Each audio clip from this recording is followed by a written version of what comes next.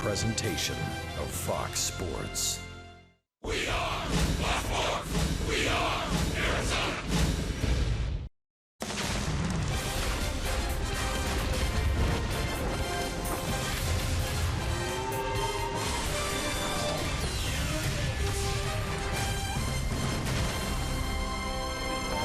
Last go round with the Dodgers this year on our final Throwback Thursday. We're inside Chase Field where the Diamondbacks, fresh off a series sweep of the Rockies, continue this homestand with a first of 4 against the division-leading Dodgers as we remember the 2011 championship team.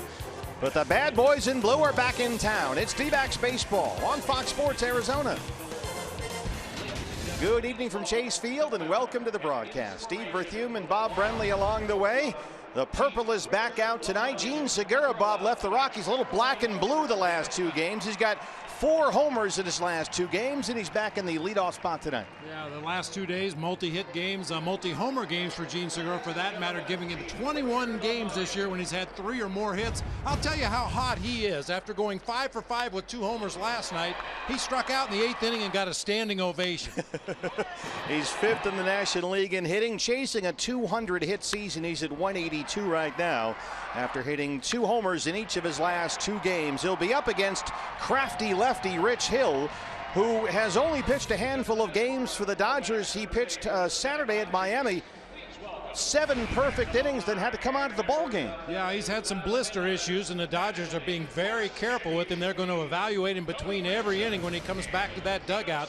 Got that big overhand curveball. You'll see a lot of those in the game tonight. He throws them almost half the time. This was Saturday at Marlins Park in Miami. 7 perfect innings. He had 9 strikeouts, but had to come out of the game a little frustrated. After 89 pitches, Dave Roberts said, "I probably won't sleep tonight," but he believed he did the right thing, and they have moved beyond that. So hopefully the Diamondbacks will be able to get to Rich Hill tonight. Archie Bradley's on the mound, and we are set to go. The D-backs and the Dodgers, the first of 4, coming up next on Fox Sports Arizona. Arizona Diamondbacks baseball on Fox Sports Arizona is brought to you by CenturyLink. Switch to CenturyLink Prism TV for an advanced TV experience. Learn more at cprismtv.com. By Jack in the Box. Taste the all-new Double Jack Burger today, only at Jack in the Box. By Oregano's. Step up to the plate for a guaranteed home run at Oregano's, your neighborhood pizza joint, location statewide. And by your Valley Honda dealers, where to get more standard features for less money.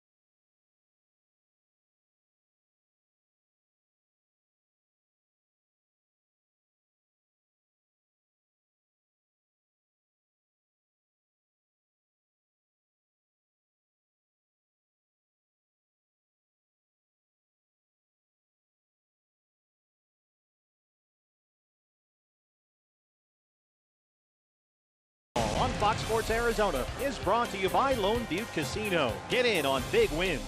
By Chaz Roberts Air Conditioning and Plumbing. Choose Chaz. Tire Pros. For the best selection of Continental and General brand tires, visit your local Arizona Tire Pros today. Back home in the deserts, Dodgers here for the final time this season, the first of 4 tonight. Archie Bradley gets the ball for the Diamondbacks on this Throwback Thursday up against veteran lefty Rich Hill. The first pitch is next on Fox Sports Arizona.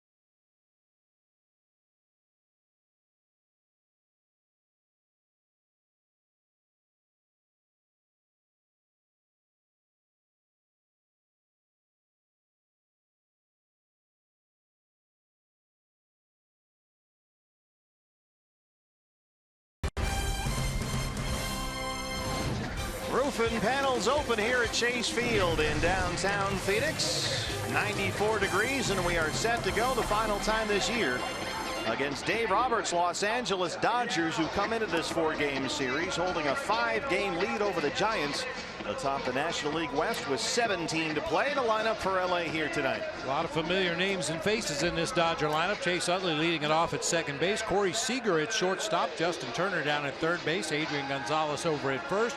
Yasmani Grandal doing the catching tonight. Josh Reddick in right. Andre Ethier in left field. Haven't seen him for a while. Jock Peterson out in center, and left-hander Rich Hill on the mound. Dodgers chasing their 4th consecutive division title, and here's the man who's going to stop them tonight. It's your Arizona Ford starter on this Throwback Thursday, Archie Bradley. 6-9 in 22 starts, a 5.10 ERA. Archie won back-to-back starts. He beat the Reds, he beat the Rockies, but then was hit hard his previous time out Saturday against the Giants. 5 runs, 8 hits. He lasted only 3 innings, his shortest outing this year. Yeah, a lot of pitches, was really ineffective with his curveball in those last 3 games, just unable to command it at the bottom of the strike zone the way he would like to. Hopefully better results here tonight. Let's take a look at the Diamondbacks around Archie Bradley tonight. Our eye on defense brought to you by Nationwide Vision Center. Kyle Jensen getting a start in left field tonight with Mitch Haniger in center. Yasmani Tomas over in right. Brandon Drury getting the nod at third base tonight with Chris Owings at short. That guy, Gene Segura, Gene the hitting machine at second. Paul Goldschmidt over at first base. Tuffy Gosewich doing the catching. The right-hander Archie Bradley. Ron Culpa behind the plate. He'll have the balls and strikes. Chris Conroy at first base. The crew chief Jerry Meals, the second base umpire tonight. And Ryan Blakeney is at third. Dodgers on the final leg of a 3-city 10-game road trip. They lost 2 of 3 in Miami and won 2 of 3 at Yankee Stadium. So now they finish the trip and the season series with the D-backs with 4 games here at Chase. And that's ball 1 to Chase Utley. We're underway. Utley hitting .246 and 12 home runs. Two of those home runs have come against the Diamondbacks, and the D-backs have the shift on. Brandon Drury, the third baseman tonight, out there in the second base spot. There's a strike. It's 1-1.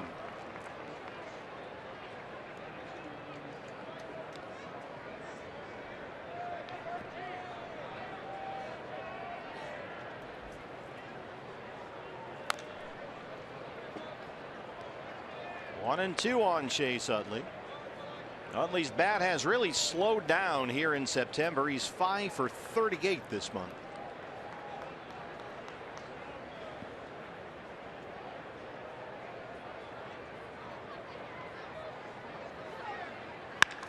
Curveball up the middle, a base hit.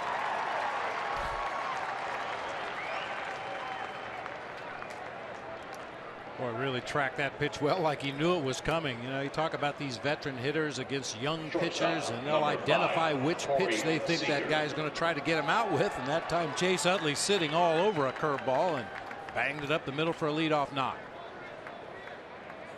The dangerous rookie shortstop Corey Seager, third in the National League in hits, steps in. Just had an 8-game hitting streak snapped yesterday at Yankee Stadium.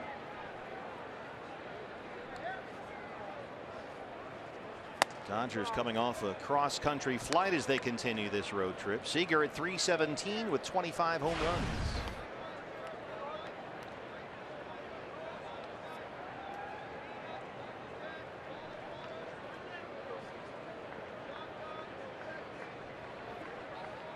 And as he so often is, Archie Bradley immediately into the stretch to start the ball game.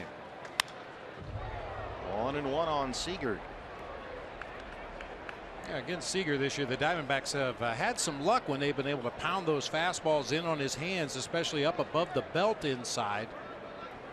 But unfortunately, occasionally you try to go in there and that ball tails back out over the heart of the plate, and that's when he's really dangerous. He gets great extension.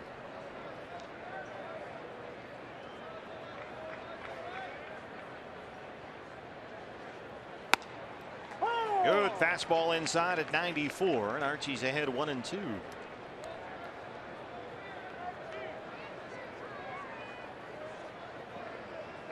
So important for Archie to command that fastball and work that knuckle curve and occasional changeup off that. But most importantly, stay ahead of these hitters. Oh, he dropped it in there. Seager looks at a fastball, one away. That's the one I was talking about. They were trying to go inside, and this ball tails right back over the heart of the plate, but fortunately Corey Seager caught looking that time. You can see Tuffy Gozawish set up sort of up and in on Seager, but that one dropped in for strike three. One out. Justin Turner now. This guy's having the best season of his career by far at the age of 31.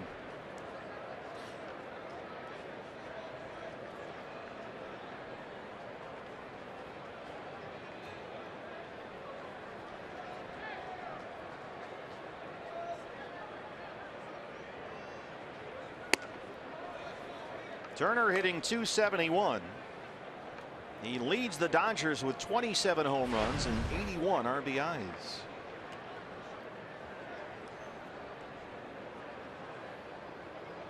Turner really got his neck cranked that second game of that series at Yankee Stadium. Slid headfirst into second base and hit his neck on the knee of the Yankee infielder. Yeah, they weren't completely certain he'd be in the starting lineup tonight. But he's hit safely in 4 straight games, including a couple of home runs. He hit one in Miami and another one at Yankee Stadium on this Dodger road trip. He's homered off Archie this year.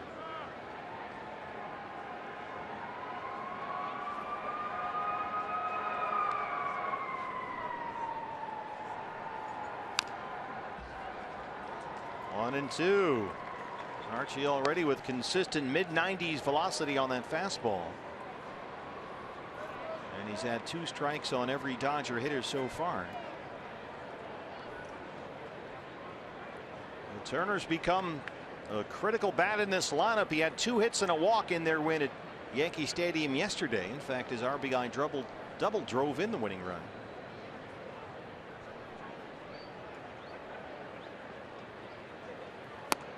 And he's got his second strikeout. There's another 94-mile-an-hour fastball. Come back there by Archie. He's fallen behind each of the first three hitters. Ball one, but to come right back to throw strike one and strike two. And this time he puts Turner away with a fastball right down the middle. And now with Utley still at first and 2 outs, he'll work to Adrian Gonzalez. You can see the defensive alignment. Gonzalez 287. He's got 17 home runs. The bat has been fairly quiet this month.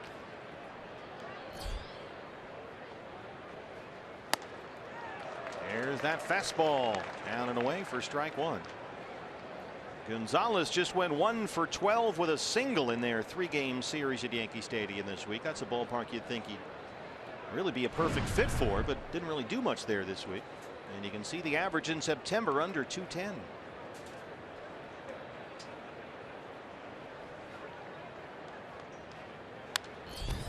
Archie ahead 0-2, 94-95 with that fastball.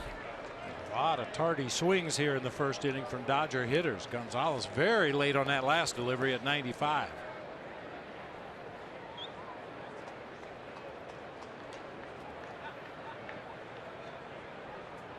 Archie 14 pitches, 11 strikes, really coming at these guys.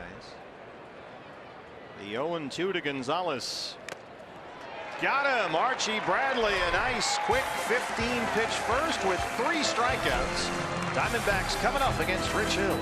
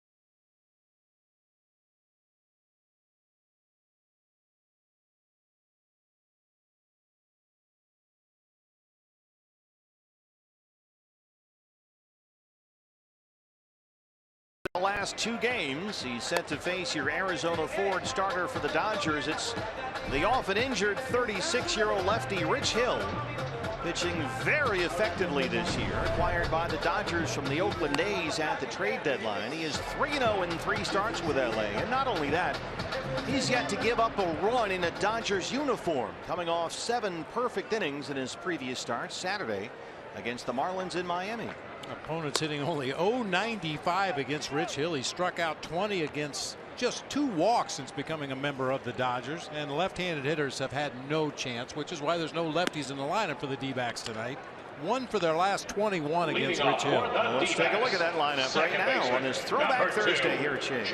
Gene Segura's leading off. I can't figure that out. Must be a mistake. Yeah, hottest hitter in the world right now, leading it off. Chris Owings at shortstop, Goldie at first base, Yasmani Tomas out in right field with Brandon Drury at third, Kyle Jensen in left, Mitch Haniger in center, Tuffy Gosowich doing the catching for Archie Bradley. Well, Rich Hill may be the hottest pitcher in the world right now. He has retired the last 22 batters he's faced and 45 of the last 48. And he throws ball 1 to Gene Segura. Segura leadoff homers in each of the last 2 games. The first player in D-backs history to do that. 5th in the league at .317, and now with 16 homers and 56 runs batted in.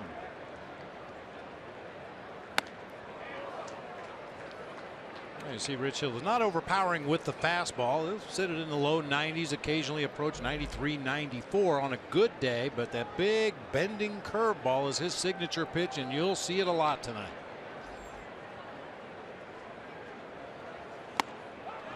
He strikes out Segura quickly to open up the ball game. All right, on defense for the Dodgers, presented by Nationwide Vision Center. Andre Ethier back in the lineup, out in left field. A return to home for Andre. Went to ASU. Jock Peterson out in center field. Josh Reddick in right field. Will be Turner and Seager on the left side of the infield, with a couple of veterans, Utley and Gonzalez, on the right side. Yasmani Grandal behind the plate, and lefty Rich Hill on the mound. Almost as hot as Gene Segura, Chris Owings. Rich Hill knocks it down and throws him out. Time now, Bob, for your Valley Honda dealers. Key to the game. Well, it's almost too easy for the Diamondbacks offense. They got to find a way to climb that hill. Oh, nice. Rich Hill has been really effective in his first 3 starts for the Dodgers this season. They're going to check him every inning, keeping an eye on that pitching hand, make sure those blisters don't flare up again. This guy is going to be a valuable weapon if the Dodgers get to the postseason. It's a blister on the middle finger of his pitching hand. Dave Roberts said, I probably won't sleep tonight, but he had to take Rich Hill out of the game after 7 perfect innings, knowing that it was in the best interest of the Dodgers. And we're trying to win a division here for the 4th year in a row. They need this guy. That's why they acquired him from Oakland in the first place. Strike 1 to Goldie. And you saw that play they made on Chris Owings. A ball hit back to the mound. He kind of stepped on it, picked it up, and threw to first base. Not a great fielder out there on the mound. You see that little hop he has as he finishes his pitches, and not always in great fielding position. 0-2 on Paul Goldschmidt.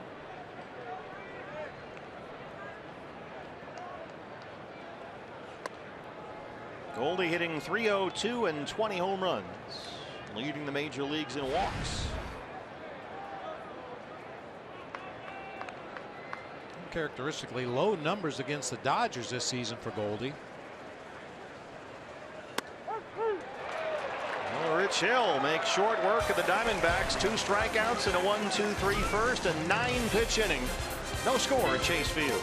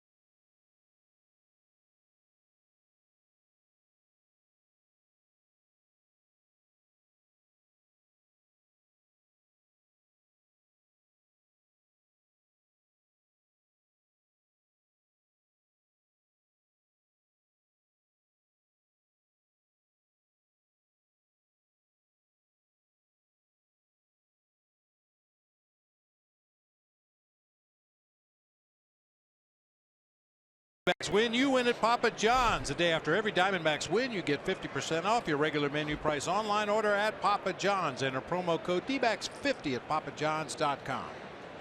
Yasmani Grandal, the catcher, leads off the Dodgers' second against Archie Bradley. Grandal with 25 home runs. That leads all major league catchers. He's hitting .225 on the year. Switch hitter bats from the left-hand side. Archie Bradley in that first inning gave up a base hit on a curveball to Chase Utley, And then from that point on, all fastballs. He got 3 strikeouts after Utley's leadoff single. So we'll see how he attacks the Dodgers here in the second. Yeah, both pitchers in that first inning. One show me curveball from Rich Hill, and after the base hit by Utley, Archie Bradley threw all fastballs. Oh, Grandal just rolls it the other way. Kyle Jensen picks it up. Yasmani Grandal, a leadoff single. It just looks so easy when a left-handed hitter takes advantage of that pull shift and just slaps one through that left side. A lot of room to work with over there. Jensen has to hustle over there to hold Grandal to a single. Well, the D-backs with a lot of right-hand hitters against the lefty Rich Hill, and the Dodgers have their share of left-hand bats in there against Archie Bradley. Josh Reddick came over from the Oakland days in the same deal that brought Rich Hill to LA. And Reddick gets the start tonight in right field. Between Oakland and Los Angeles, hitting .274 with 9 home runs.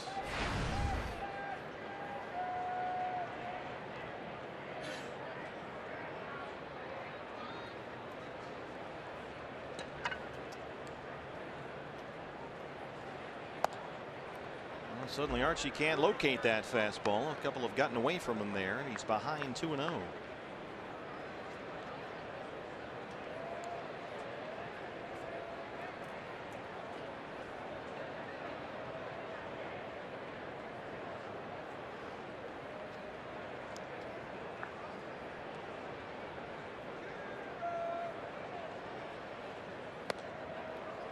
Still can't find it. 3 balls and no strikes.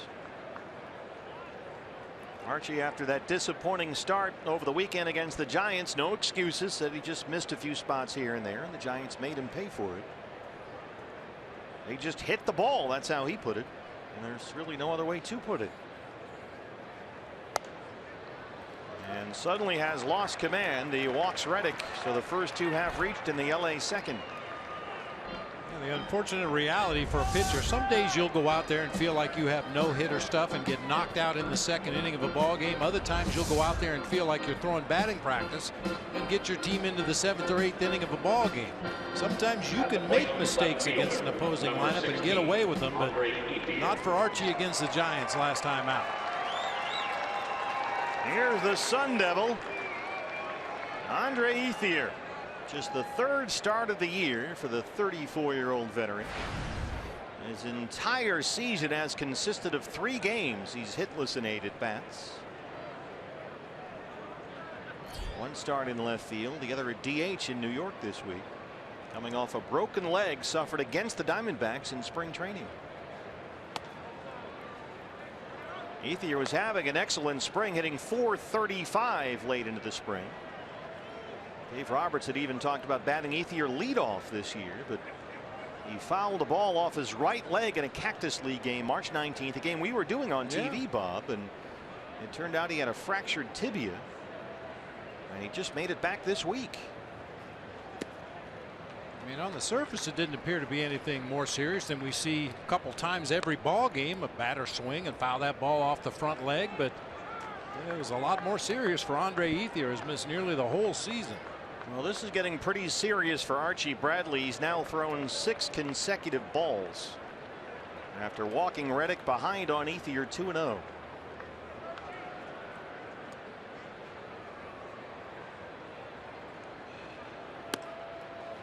That one's in there for a strike, and it's 2-1. Ethier did have an 11-game rehab stay with the Class A Rancho Cucamonga, hit .317 there with a home run, but still looking for his first base hit this year.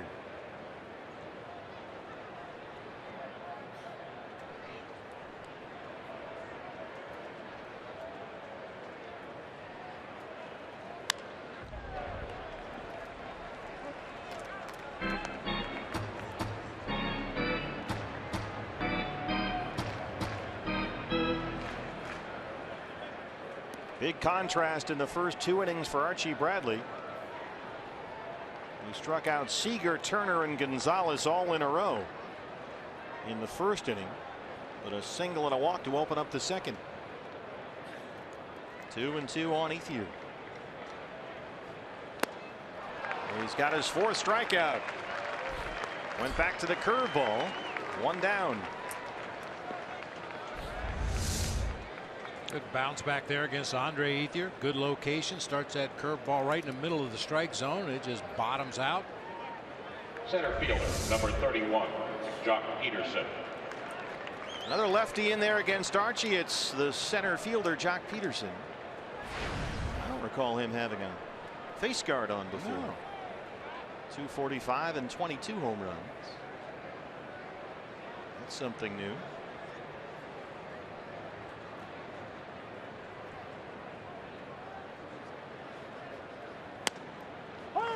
Archie's found that fastball command again. It's 0-1.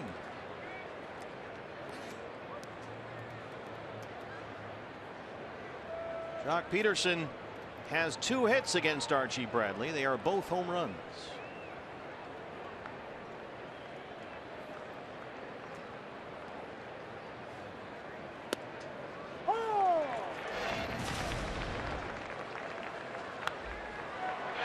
Earlier this year at Chase Field. Line drive into the right field bleachers. Second one out near the pool. Archie, though, ahead 0-2 after throwing 6 consecutive balls. He's delivered 5 straight strikes.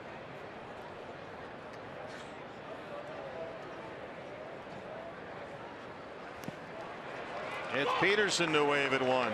5 strikeouts for Archie. Every out he's recorded so far has been via the strikeout. These are the kind of innings that are hard to figure out. Especially after the 3 strikeouts in the first inning against 3 really good fastball hitters, and he threw them nothing but fastballs, and then came out here in this second inning and almost looked like he didn't want to throw his fastball over the plate. Both the last 2 strikeouts coming on that knuckle curveball. The pitcher, Rich Hill.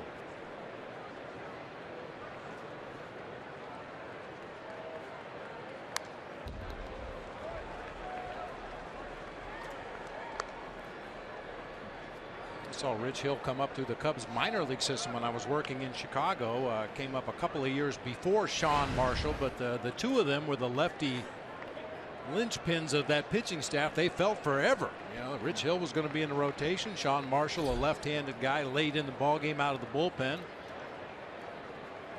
And both guys had their career sidetracked by injuries. They're making quite a comeback here this year.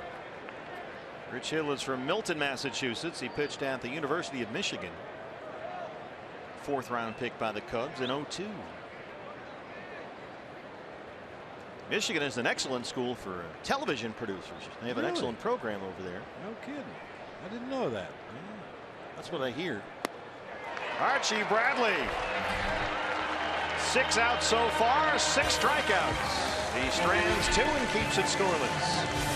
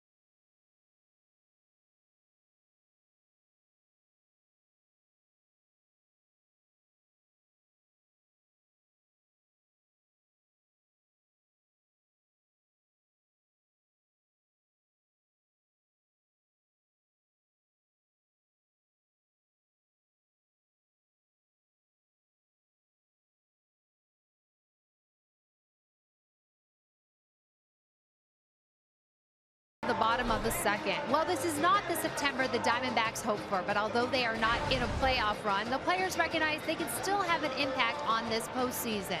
They know that these next 4 games could decide who takes the NL West in the long run. And so, as Goldie explained it to me, obviously this team would rather be playing for the playoffs, but there's a sense of pride that comes with playing a part in this playoff run. And they recognize this series has an added intensity to it all. And if they're going to reverse this trend against LA, you see they have a 5-game lead over the Giants. The Diamondbacks only 5-10 versus the Dodgers this year, and 15-38 against LA since the start of the 2014 season. Yeah, Kate's absolutely right. This is not the intention of the Diamondbacks going into this season, but it's what we've been reduced to at this point, trying to ruin somebody else's parade. But yeah, you're right. If you're going to compete in the National League West moving forward, this is one of the teams you're going to have to find a way to at least play even. Giants are on the schedule tonight. They have Johnny Cueto on the mound in San Francisco, hosting Adam Wainwright and the Cardinals. Rich Hill, a 1-2-3 first. Now Yasmani Tomas in the cleanup spot, leads off the second. And keep in mind, Rich Hill, 7 perfect innings in Miami in his last start. He pitched a perfect first inning here, so if he pitches a perfect second, that's 9 perfect innings. I'm no mathematician, but that's a perfect game. Well, I don't think it quite works that way, but point taken.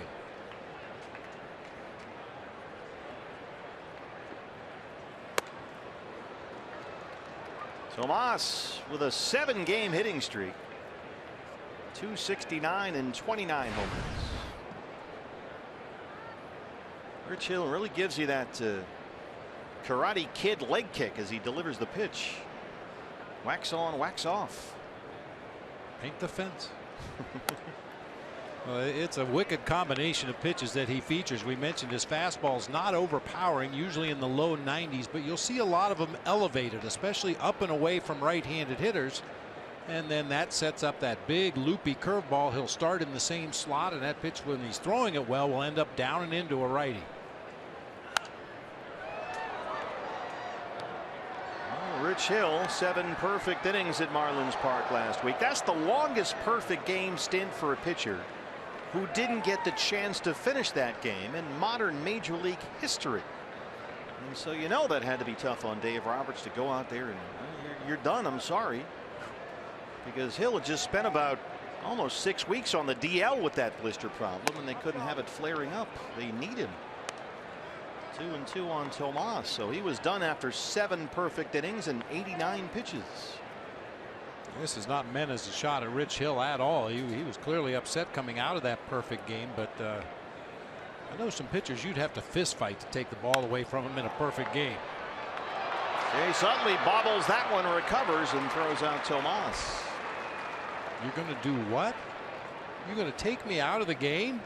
Well, the blister on Hill's finger was a real problem this summer. His last start with Oakland was July 17th. He was traded to the Dodgers August 1st. In fact, he was on the DL because of the blister when he was acquired by LA. And his Dodgers debut kept getting pushed back and pushed back, sometimes at the last moment, because that blister just would not heal. And he finally made his first Dodgers start August 24th. So that was more than 3 weeks after he was traded. So they had been waiting for him to get healthy, and they were not going to take any chances. The red hot Brandon Drury.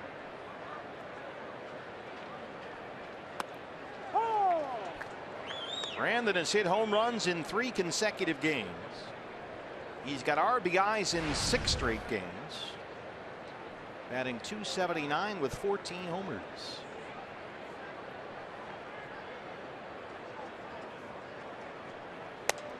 His bat has come alive, Bob. 3 games against the Rockies and 3 home runs. Yeah, and he's hitting a little bit of everything. We've seen him hit some breaking balls, keeping his hands back really well, driving them out of here. We've seen him hit some fastballs away to the opposite field. I really haven't seen anything recently that he can't handle. Well, except that pitch right there from Hill. That curveball for his 3rd strikeout. Left fielder, number 29. A little drop down action on that curveball that time. I haven't seen that particular twist from Rich Hill. Kind of a sidearm crossfire delivery on that breaking ball, making it even bigger and wider. Well, let's see. He needs to retire Kyle Jensen to make it 9 perfect innings. Kyle getting the start tonight in left field. Goes right back to that sidearm curveball for strike 1. Jensen 273 and a homer. He's knocked in 5. Made his first big league start Monday against the Rockies and had not 1 but 2 RBI singles.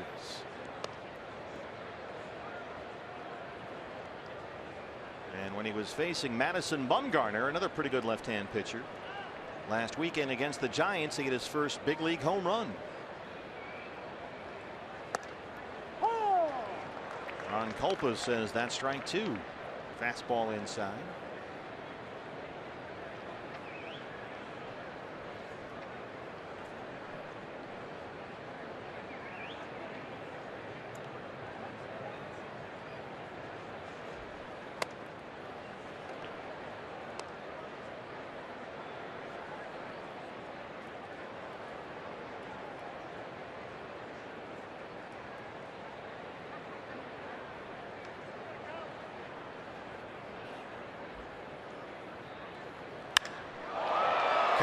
Jensen gets into one deep to center field, way back, and that's gone. Kyle Jensen's second big league homer, and they get to Rich Hill. It's 1-0 Diamondbacks.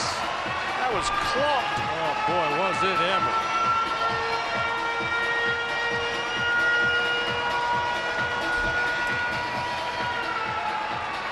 Rich Hill won't get even the wobbly sideways perfect game. Center fielder, number 19, Mitch Haniger. Fastball just below the belt, middle of the plate. Very little doubt about that one. Kyle Jensen, who spent all of last year in the Dodgers minor league system, gives the D-backs a 1-0 lead over LA. And here's Mitch Haniger. A jumbo jack, courtesy of Kyle Jensen. A free jumbo jack tomorrow with Jack in the Box with a purchase of a large drink. Quickly 0-2 on Haniger. Mitch hitting .232 with a home run.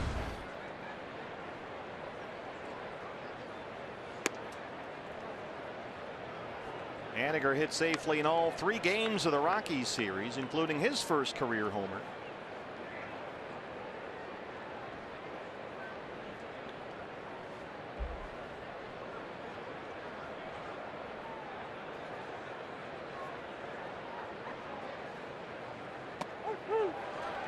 Here's that sidearm curveball again, and Hill gets his 4th strikeout. But Jensen's second homer has made it 1-0 Diamondbacks.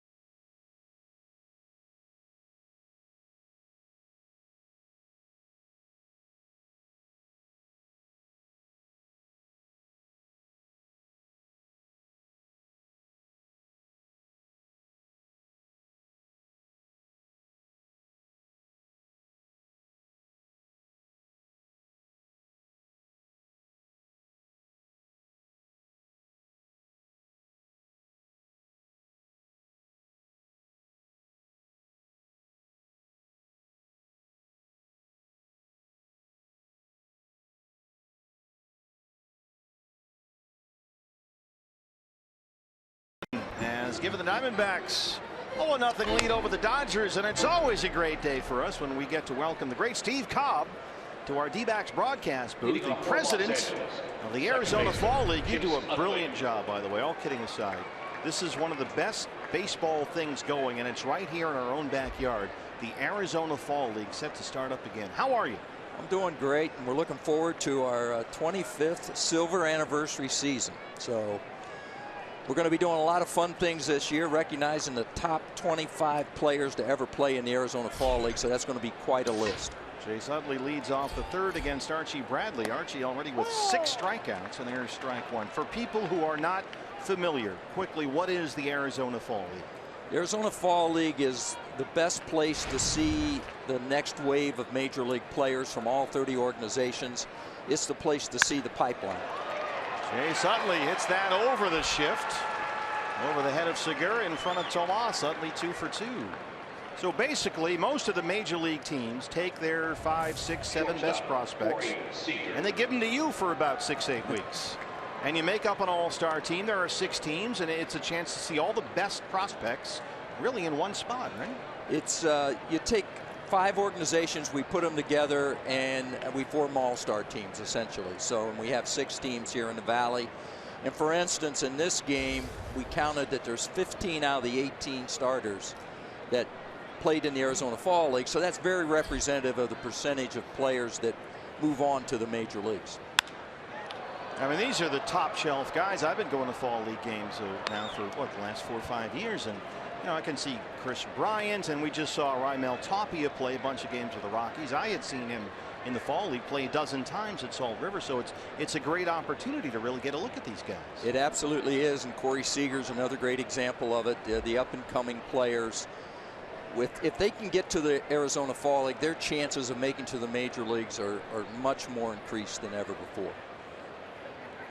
And the beauty of these games, I found, Bob, you know, there's 3 games a day. Sometimes there's 2 in the afternoon and 1 at night, or vice versa. You look up, okay, who's pitching where, who's playing. Oh, I'm going to go to Mesa. I'm going to go to Scottsdale. I'm going to go to Salt River. And you pick your prospect in your team and go see the kid you want to play.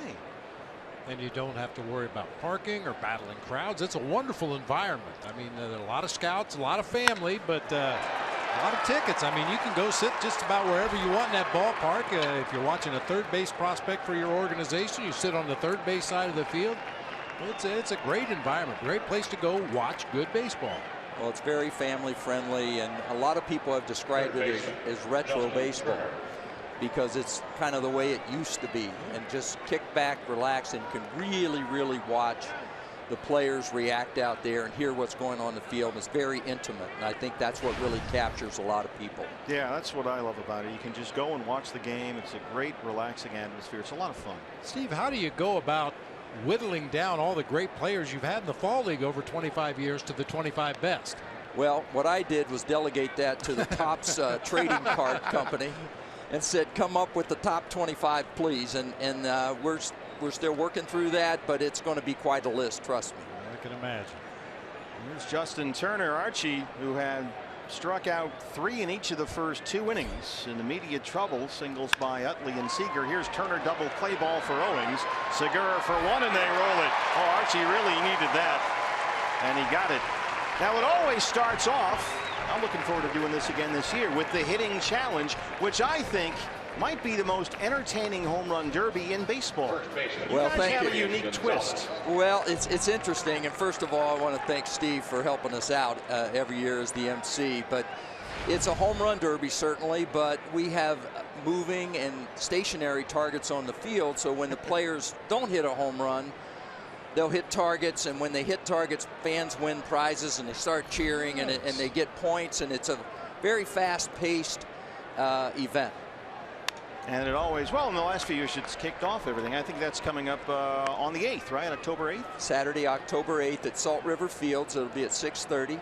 And it's a fun evening. It's a great way for us to launch our season. And frankly, it's fun watching the players, their reaction to, you know, walking out for the first time, seeing all kinds of moving objects. Can you stay for another half inning? Love to. Awesome. We'll be back with Steve Cobb, the Arizona Fall League director. Archie Bradley wiggles off the hook and keeps it 1-0 Diamondbacks.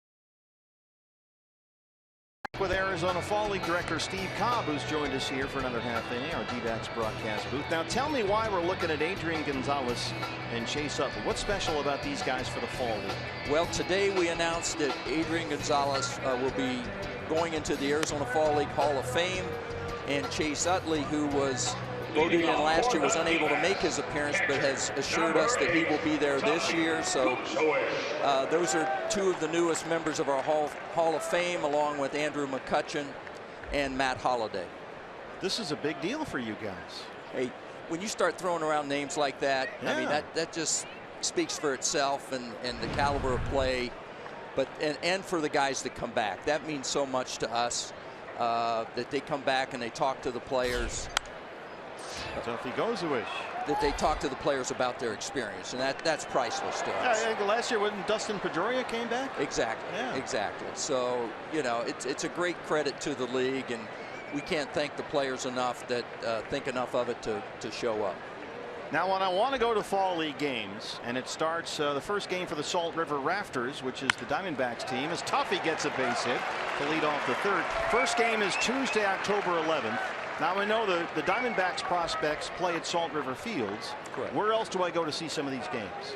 Well, we have 6 venues in the Valley, 3 in the West Valley at Surprise Stadium, Camelback Ranch, Glendale, and the Peoria Sports Complex. In the West Valley. In the East Valley, Scottsdale Stadium, Mesa Sloan Park, and then, as we mentioned, Salt River Fields. So you just pick your game, pick your ballpark, and off you go. Pretty much. We have our standard procedure is normally 2 day games and a night game. So, you know, and that works out really, really well for the scouts, the professional scouts that are here, and cross-checkers. So they get a chance to really put their eyes on players from 20 different organizations by viewing 2 games each day. Archie Bradley gets the bunt down. Rich Hill's on it, and he'll settle for the out as Tuffy moves up. The thing that's impressive is, I mean, there are a lot of baseball big shots at these games. I mean, if you're a baseball fan, some of the GMs that show up at these games, it's a who's who. These are some of the top names in the business watching these kids play. Well, again, we're very proud of the fact that the general managers and the key executives from the ball clubs come to our games. We think that says a lot about the product that we have. Obviously, they're making significant decisions watching these players, whether they're ready to make the next move up. So, yes, it is a who's who. And not only that, people don't go to the ballpark to watch managers and coaches, but you've had a lot of managers and coaches come through the fall league that have gone on to bigger and better things. Well, we've been very fortunate there. We've had 37 former fall league managers become major league managers, so that's pretty impressive. I mean, that was the case for Matt Williams a couple of years ago. Exactly. Matty got his start in the fall league. Chip Hale managed in the fall league. Gene Segura struck out his first time up. Who's the best player you ever saw in the fall league? Ooh. I know that's a tough one. I remember going a couple of years ago to see Chris Bryant hit just bomb after bomb, like over into parking lots. Yeah, first of all, I kind of squirm out of this because I'll say I'm not an evaluator, which I'm not. But that said, probably Albert Pujols when he was first coming up. Turner will look back Tuffy to second, and that's the second out.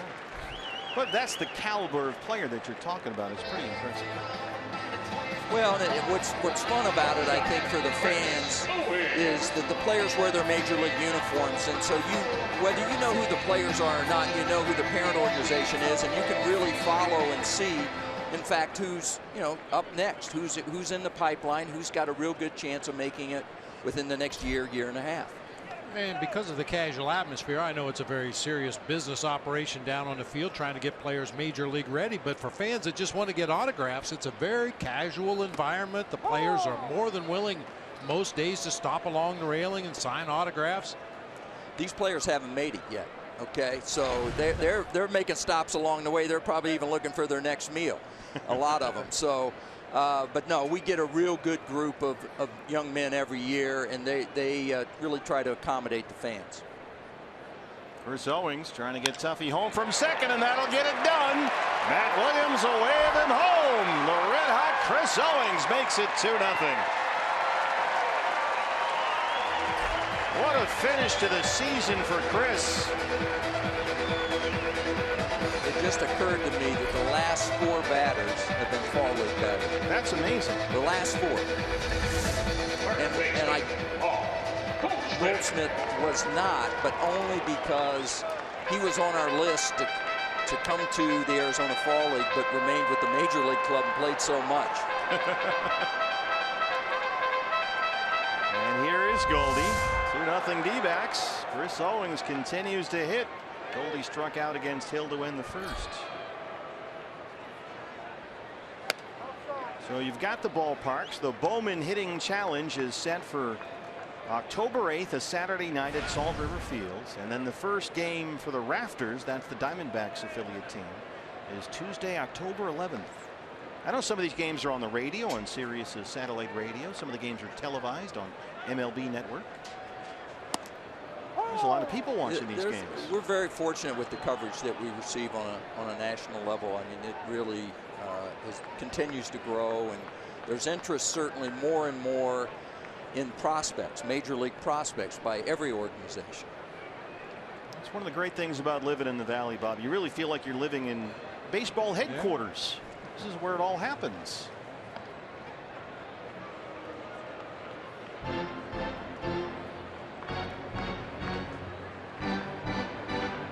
It really is cool what you said, that each player wears his home team's uniform. So you see some Twins standing next to some Diamondbacks, standing next to some Rangers, and depending on which team is your favorite, your guys are going to be out there in the uniform representing that organization. Exactly, and for a lot of these young men, it's the first time they ever had that uniform on. Yeah, that's a great point. That uniform.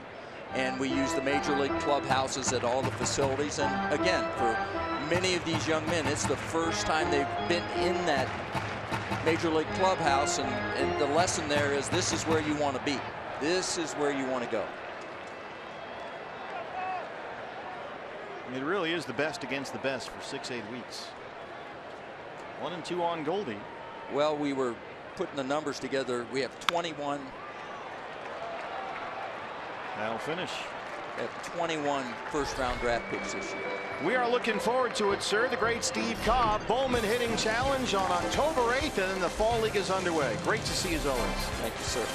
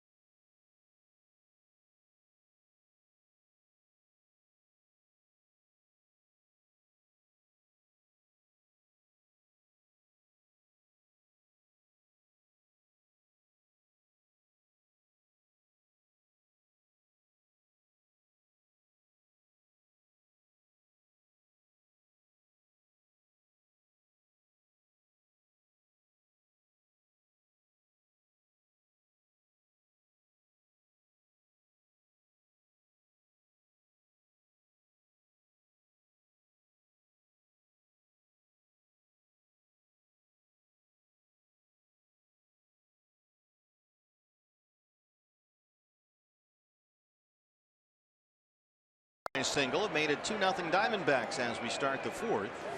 Raider coverage of baseball brought to you by T-Mobile as Yasmani Grandal leads off the fourth inning for the Dodgers. Get another look at that if we can. Giants have taken a 2-0 lead over the Cardinals. Johnny Cueto on the mound at AT&T Park against Adam Wainwright for St. Louis. Giants 5 back of the Dodgers at the start of play today, with only 17 to go. Grandal single to lead off the second against Archie Bradley.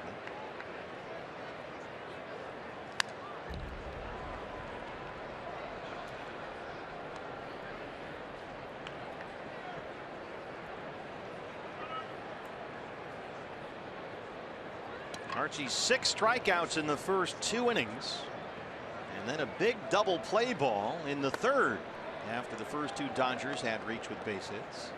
You know, one thing I always watch for with Archie Bradley is his grouping of pitches. You see those first 3 right out there at the outside corner down near the knees, then elevates a fastball.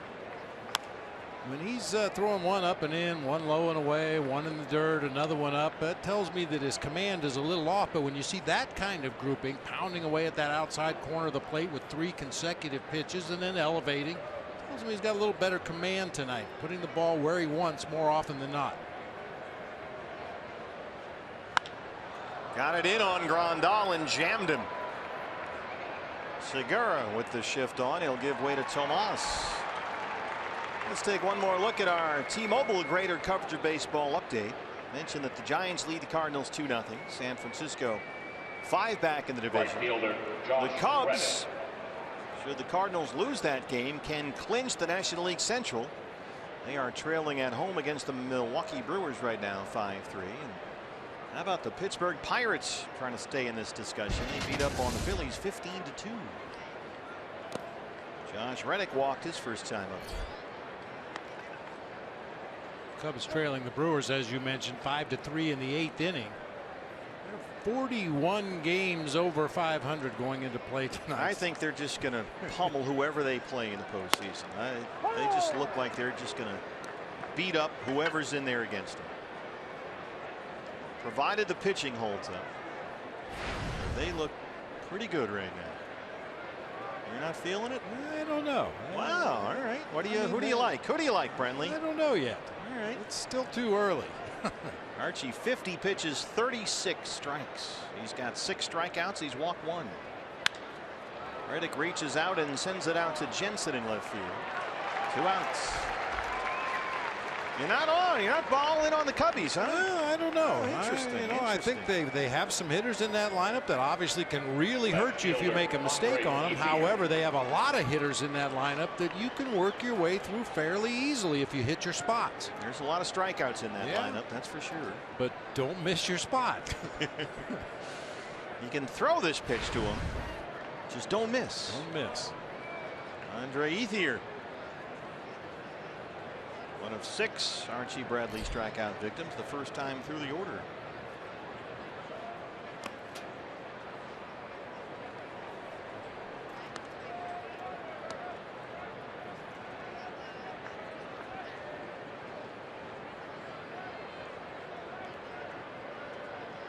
Ethier just 9 at bats all season long, back from the broken leg suffered in spring training. 1-1.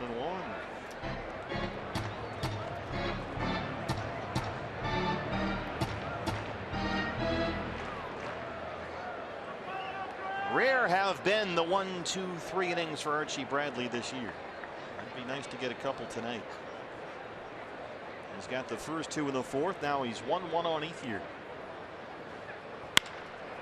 And there goes another one, base hit. It's 5 hits for the Dodgers, all singles.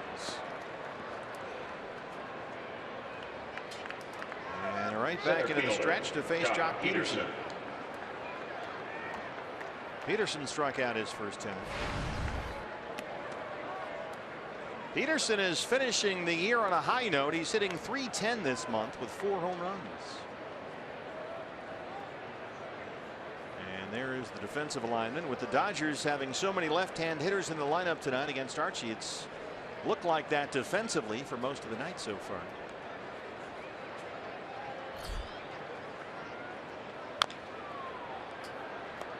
Ethier at first with 2 outs, his first base hit this season.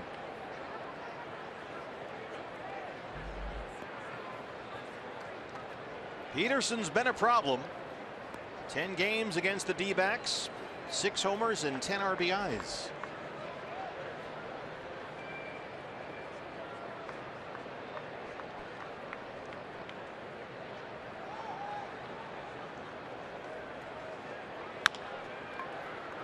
Bounced into the shift. Segura will have to hurry, and they get Peterson. So Archie strands the 2-out single. D-backs lead the Dodgers 2-0.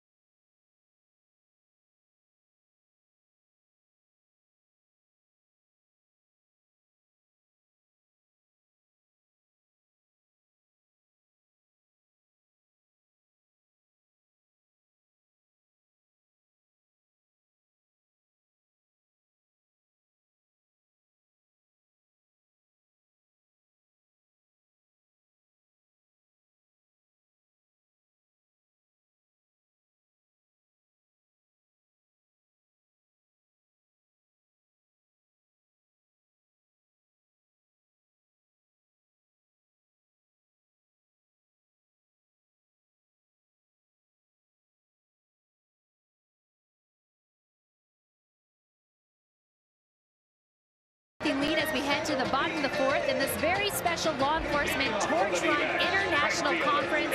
And tonight, over 1,100 members of the Arizona law enforcement are in attendance today, being recognized by the Diamondbacks and the community for all they have done fundraising and supporting Special Olympics. And a man who probably needs no introduction, but just in case, Luis Gonzalez here on hand, having some fun with these fans. What's it like for you? Because so many consider you a hero, but tonight over 1,100 law enforcement members here, and truly they are heroes. Yeah, they really are. And for them to volunteer their time and come from all over the United States to come here to Arizona and be a part of this, be a part of Special Olympics, that's these guys are special people that are in law enforcement, and for them to volunteer and do this again with the Special Olympics, it truly means a lot.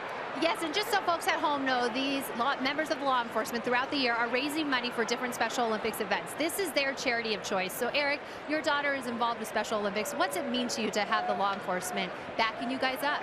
Yeah, it's an unbelievable thing. The amount of attention and funds that they raise for people with special needs is incredible. There's over 5 million athletes throughout the world, and there's thousands and thousands of law enforcement officers who are out there advocating for these athletes. So without them, I don't know where people like my daughter would be. Yeah, and guys, I know you guys keep your eye on the Special Olympics. So many incredible athletes. And Sophia, you are one of those athletes. We're so excited to have you here. Are you having fun tonight? Yeah! How about a little cheer before we go back upstairs? Go get back. That is right. Couldn't say better myself, guys. Yasmani Tomas pops it up foul ground Gonzalez first base side, and that's the first out in the bottom of the 4th for Rich Hill. Yeah, 1,100 law enforcement personnel from all over the world here tonight.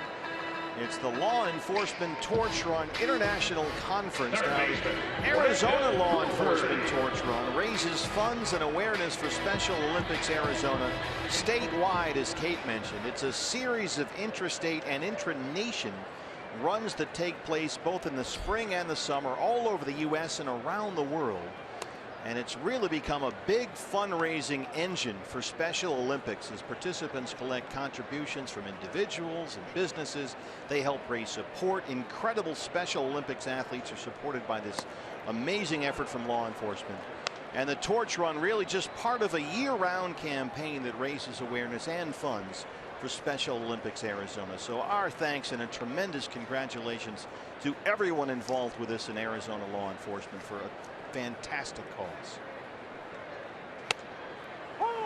1-2 on Brandon Drury. Didn't like that strike call from Ron Culpa. So we're so happy to have everybody here involved in that terrific program with us tonight at Chase Field watching the Diamondbacks.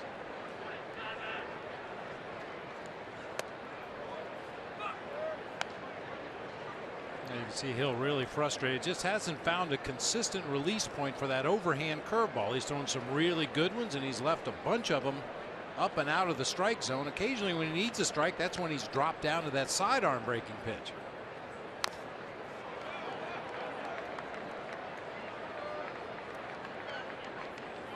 Well, he's given up 2 runs on 3 hits so far. Kyle Jensen, a long home run to straightaway center in the second. And then Tuffy Gozowish and Chris Owings had singles. Owings the RBI in the third. There's Kyle. He's on deck.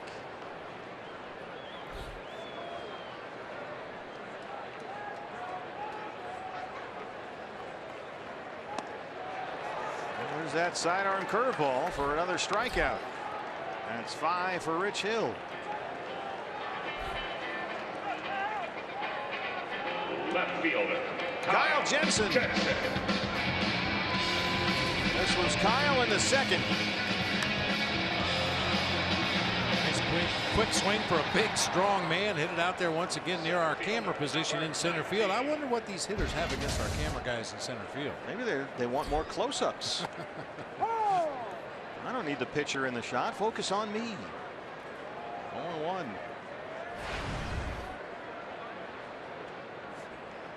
Kyle, another start tonight in left field. Got a nice, big, powerful bat to stick in there against left-hand starters. And a home run off Bumgarner Friday. That was his first big league hit. Couple of RBI singles in the game on Monday, and now a home run tonight. So he's had a great week.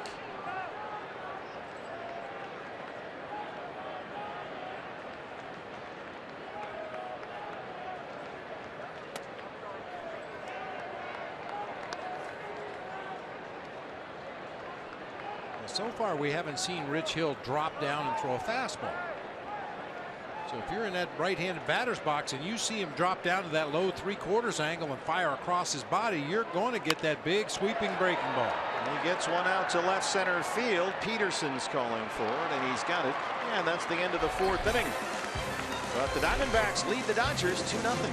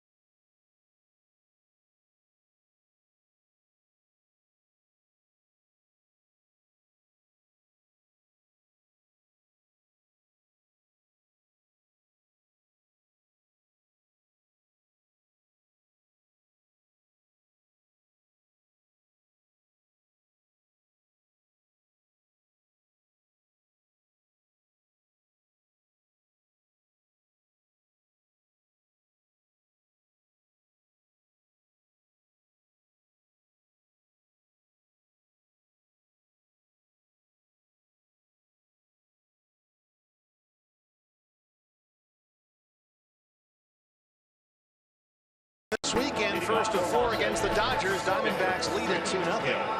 Hey fans, don't miss a special Monday night edition of MLB on FS1. The D-backs will go nationwide when Goldie takes on Hervé Solarte and the Padres. That's at Petco Park, the opener of the next road trip. The action begins Monday night, 6:30 on FS1, or watch it live on Fox Sports Go. So that Monday game that starts off the road trip next week is not on Fox Sports Arizona. That's an FS1 game. Check your local listings. Rich Hill trying to bunt for a base hit. Archie's on it and throws him out.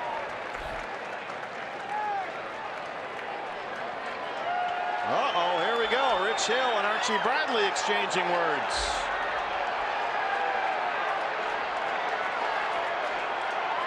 Benches are emptied. Here come both bullpens.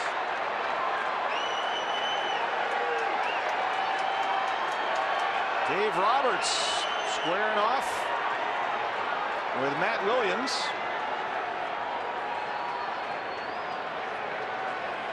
Both bullpens and both benches all on the field.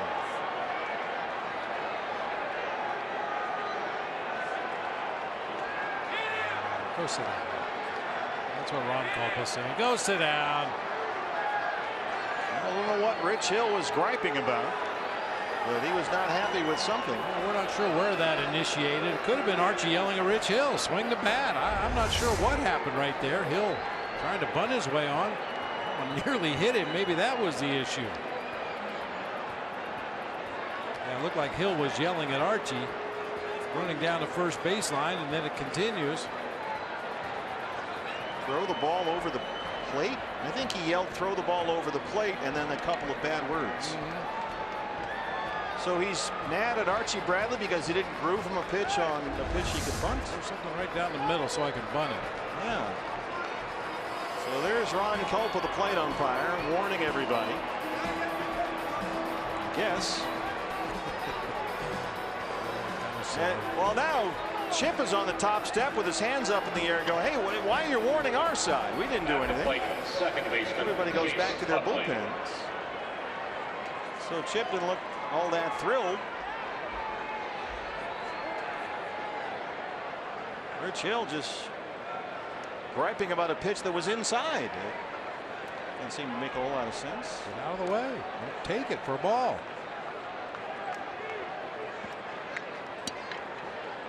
We cleared the benches one time when I was a player and Bruce Fremming was umpiring. In a very similar situation. Everybody just kind of ran out there knowing that nothing was going to happen.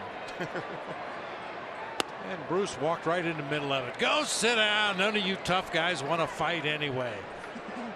And everybody kind of looked at each other. You know he's right. Let's go sit down. Man, makes a lot of sense.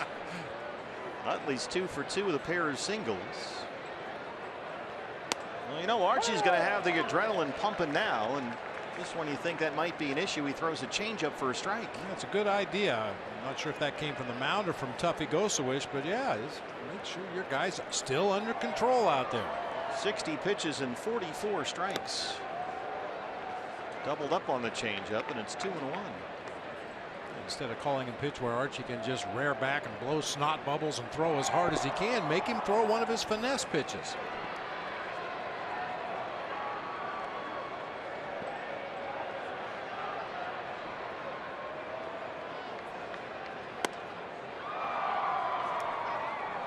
Three balls and a strike to Utley.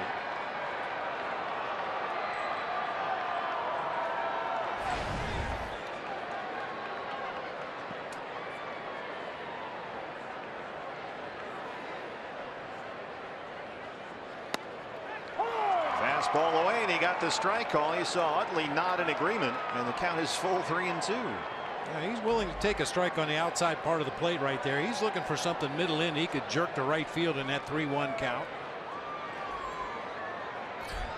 The dangerous Corey Seager on deck, and Archie issues the 1-out walk. His second base on balls. Utley's reached base safely all 3 times he's been up there. Seager has struck out and singled 1 for 2. Corey Seager.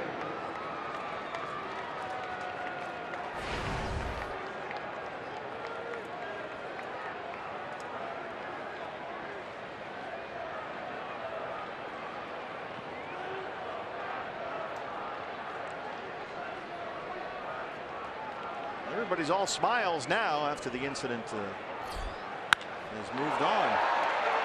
Fly ball to center. Mitch Haniger out there under the home run porch, and he's got it just shy of the 413 mark. Utley was at second base, and he'll have to hustle back. That's out number 2.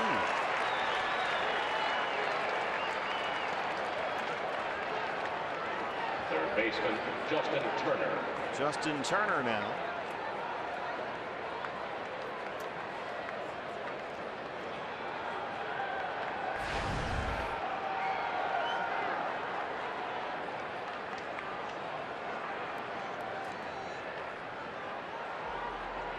Tough night for Turner. He's punched out and hit into a double play. Utley at first, 2 outs.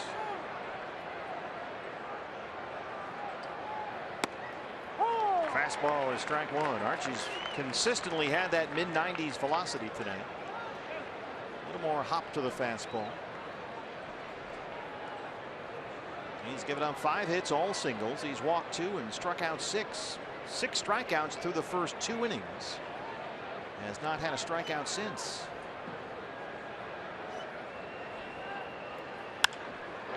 That one's going to drop in for a hit. Tomas won't be able to cut it off, and that's going to allow Utley to score.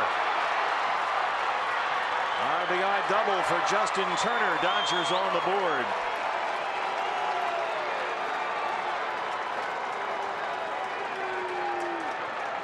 To be perfectly placed. We know Yasmani plays an extremely deep right field. In order to get one by him in that gap, it has to be perfectly placed.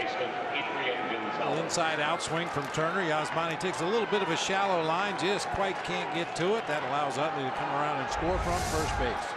Well, when you look at the defensive metrics and Yasmani does not score favorably, that all adds up into your wins above replacement or WAR if you're a sabermetrician. That's where the numbers tend to bite Yasmani despite the 30 home run power. Adrian Gonzalez now with Turner at second and a run in. Curveball missed, and it's 1-0. Gonzalez has struck out and lined out.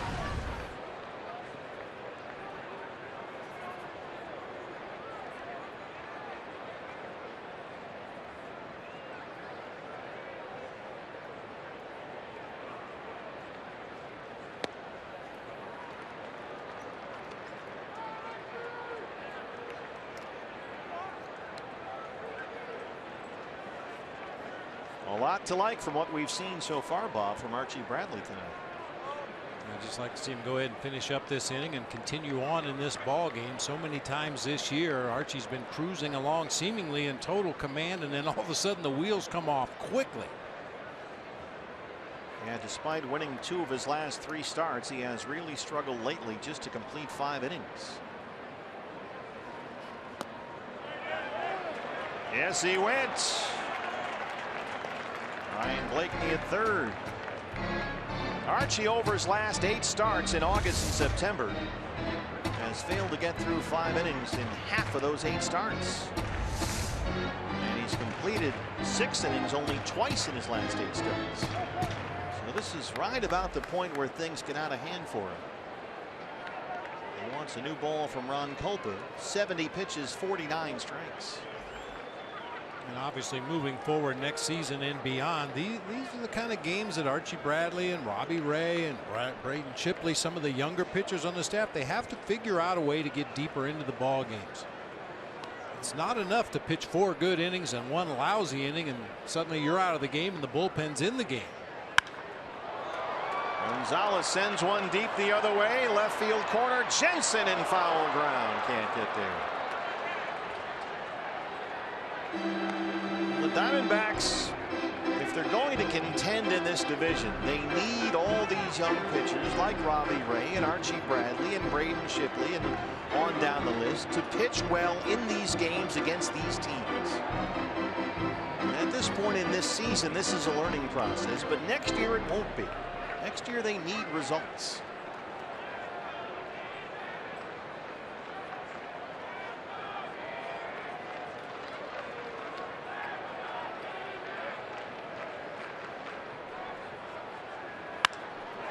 Fly ball deep left center. Jensen and Haniger are there. Kyle calling for it on the track, and he's got it. So a couple of loud fly ball outs in that inning. Dodgers get one. D-backs still lead it.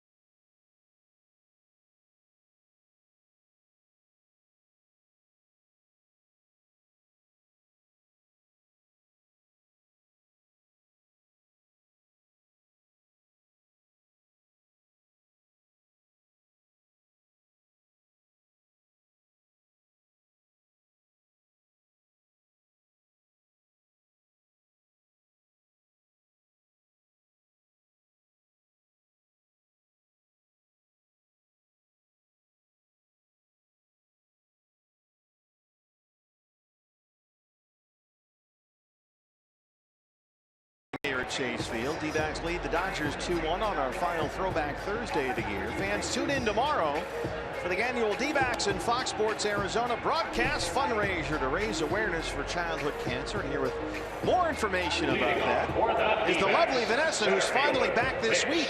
Yeah, speaking of that, I love that you guys are putting this together tomorrow. I was actually, while I was gone, and Mike was on every day, taking my place. He did fine, but you know. I heard he didn't make the sound no, we as banned, well as I did. That didn't go well. No? Well, good thing we're not. I can't do it for you guys today since we're not promoting the bobblehead. But right. I was in Washington, D.C. lobbying with the American Cancer Society. Nice job. Yeah. So, and I hear tomorrow you guys are putting on a fundraiser, and if you donate $100, you get this cool Goldie shirt along with other cool items. Yes, this is a one-of-a-kind item. If you make a $100 donation, you get a very limited edition Paul Goldschmidt photograph, a bobblehead, the Goldie Go Gold D-backs T-shirt, a keepsake bottle of game-used dirt from the field, and an autographed baseball. The auction starts at 6 o'clock tomorrow. To get started and make your donation, check out dbacks.com/gogold as Mitch Haniger gets into one and sends Peterson just under the home run porch in right center field. So it's dbacks.com/gogold. And if you make a $100 donation, that's a lot of stuff. You get the Goldie photo, the bobblehead, this great T-shirt, the bottle of game-used infield dirt, and an autographed baseball, all for $100, and it all goes to a tremendous great cause. Yeah, that's a good deal. So I hope you guys donate tomorrow. It's good cause, pediatric cancer. And we'll be soliciting your bids and donations throughout the broadcast of the game tomorrow night. And let me just tell you, this T-shirt's really soft. I like it.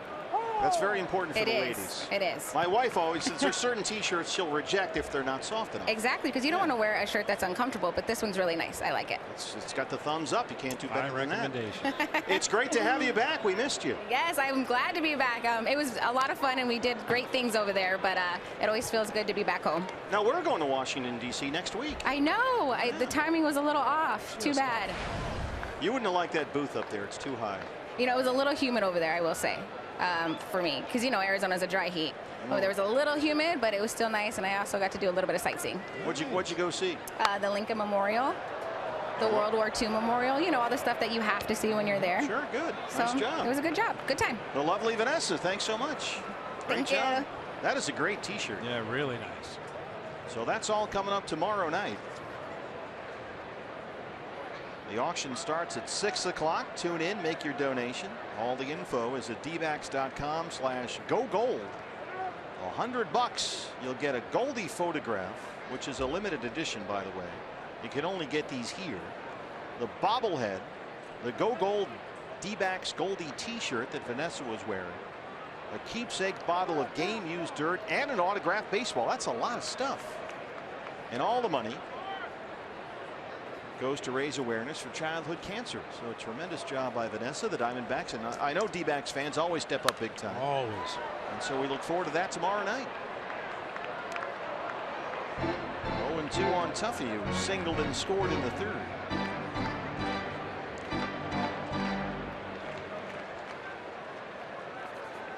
Vanessa's everywhere. She's here, she's in DC, she's on TV, she's on the radio, she's at these games. Got multiple jobs. Yeah, it's crazy. She works really hard. She's really good at what she does. When she's down on the field with Mike before the game, or during the game for that matter, get the fans fired up, get the kids involved with the hot dog races and a lot of the other things they do here between innings. They never get to see the game because they're always running around to different parts of the park. They have responsibilities all over the ballpark every inning. And we're just glad they make time to come up to the booth and say hi to us. It's just one of their many stops. It's been a nice addition to the telecast. Even on those days when it's just Mike. Yeah. Poor Mike. The lovely Mike and Vanessa. Well, most recently Mike came up here and modeled Tape Face. That was, I thought, some of his best work when he didn't talk.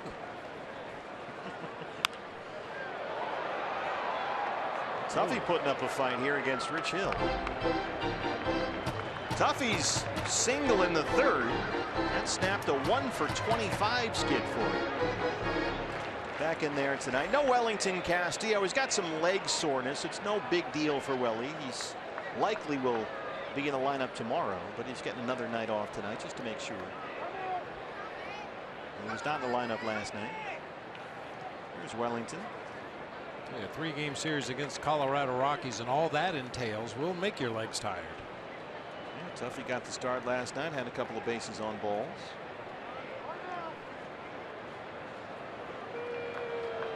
Rich Hill can't get together with Yasmani Grandal.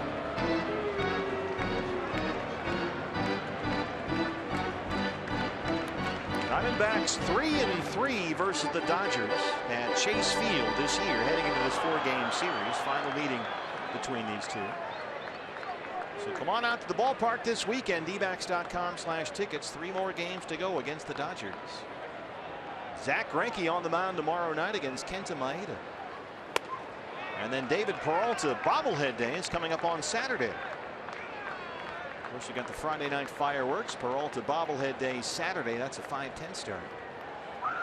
And then Robbie Ray on the mound Sunday. Watch him strike out 10-11 Dodgers. And he keeps going to that backdoor curveball to these right-hand hitters. There's Robbie. He'll start the game on Sunday against Jose De Leon.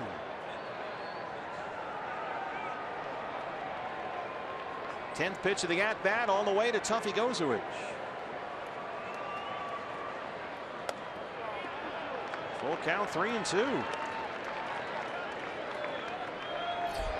Archie Bradley, the pitcher, who got into a, I don't even know what we call it, a confrontation with Rich Hill. He'll be up next.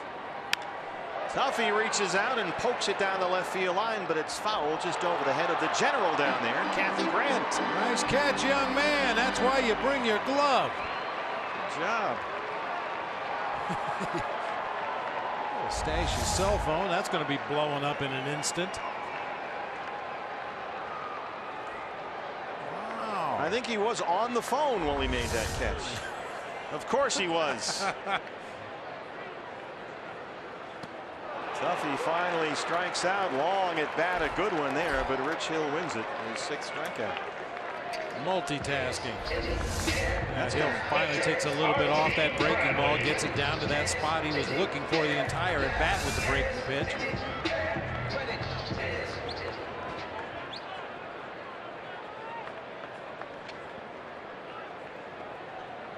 Well, last time these two squared off, Rich Hill tried to bunt. Archie didn't throw it straight enough over the plate enough for Rich Hill's liking, so he whined and complained about it, and the benches and the bullpens emptied. 0-2. This is what happened when Rich Hill was up against Archie Bradley. And he's yelling at him as he's running up the line. Says throw the ball over the plate. Threw in a few bad words. Archie had some bad words of his own. Get off the field, and the bullpens and benches emptied, and that was about it. But how about Rich Hill doing more yelling than running up the baseline there? He's getting frustrated. 1-2.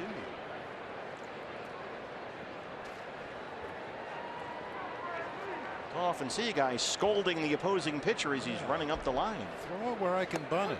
Yeah, that's no fair. 7 strikeouts for Rich Hill. We are through 5. D-backs lead the Dodgers 2-1.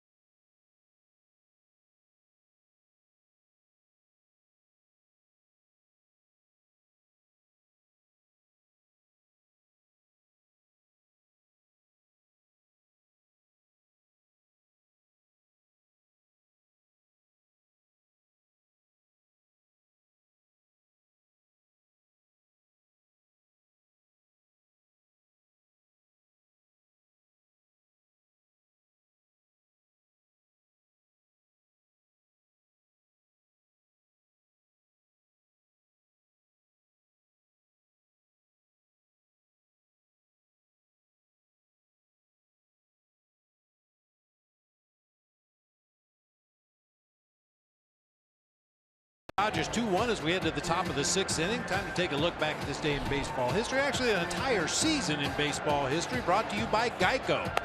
Tonight on Throwback Thursday, celebrating the 2011 Arizona Diamondbacks. What an exciting season that was for D-backs and their fans. Leading off for Los Angeles, catcher Yasmani Grandal.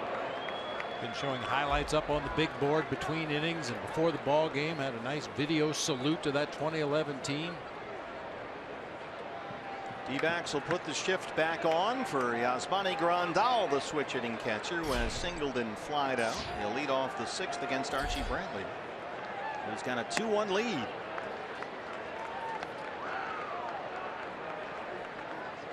And boy, I can't remember the last time Archie had a pitch count that was this under control. I mean, a little over 70. Usually in the 3rd inning. Usually he's at 105 right now, but he's at just about 75 here to lead off the 6th inning.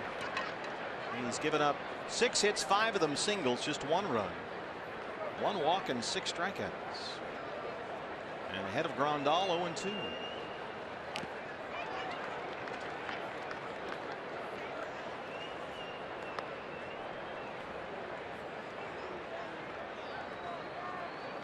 Got to be careful with Grandal, a switch hitter. 22 of his 25 homers have come from the left side of the plate.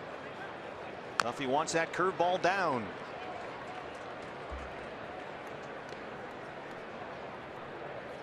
Grandal since June 30th has 19 homers.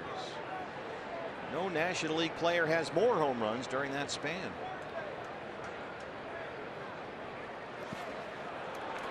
Chases another curveball in the dirt. Good job by Archie to keep that ball down, and he gets his 7th strikeout. Talk about a pitcher locating his pitches. Sometimes that means throwing it in the dirt. Grandal chasing the last 3 breaking balls, all of them down below the bottom of the strike zone, ultimately ends up striking out. 1 down for Reddick, who has walked and flied out.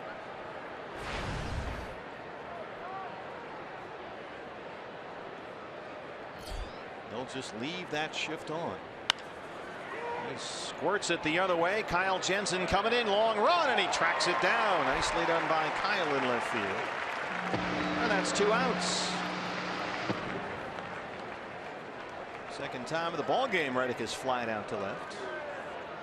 And here's Andre Ethier, who singled in the 4th for his first base hit this year.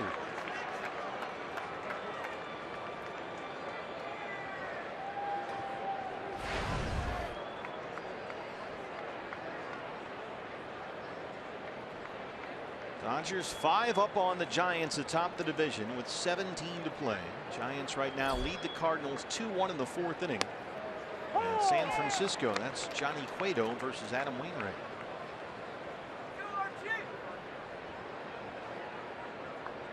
This is the final leg of a 3-city 10-game road trip for LA. They lost 2 of 3 at Miami and won 2 of 3 at Yankee Stadium, where they played yesterday. And now, after a cross-country flight in here tonight for the first of 4 against the D-backs, their final 4 games against the Diamondbacks this year.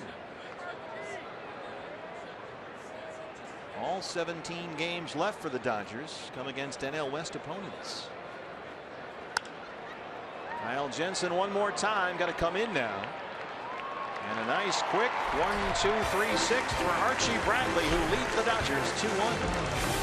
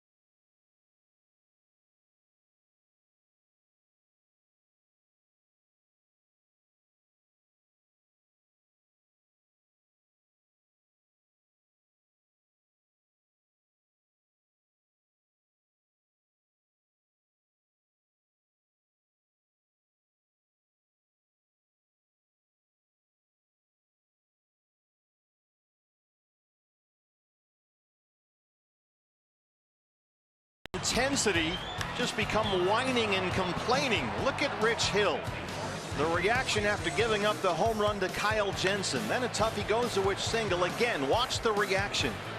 Now he's clearly getting worked up. And then this confrontation. Shouting at Archie Bradley after that bunt attempt after he ran up the first base line the entire time. And then after he was thrown out, just standing there and whining and screaming at him. Now BB, for you, when is intensity a good thing, but when does it cross the line and become a problem or a distraction, like it may seem to be tonight? I think if it's not your natural personality to be that kind of a guy. I mean, we've seen Jake Peavy do that for what, 16 years? You know, every start, Jake Peavy's a guy out there yelling at himself, yelling at the opposition, yelling at the umpires. That's his motivation. That's how he gets himself fired up, and for some guys it works. I've personally never seen Rich Hill be that demonstrative on the mound or at the plate for that matter. So, you know, if it's not in your natural personality, then as a manager you got to say, wait a minute, what's going on here? Take him down the tunnel, say, hey, take a deep breath. A lot of work left to do in this ball game. Well, there's Archie, who's done a very good job tonight. 6 innings, just 1 run on 6 hits. He's walked 2, struck out 7. Hill's got 7 strikeouts. He's given up only 3 hits.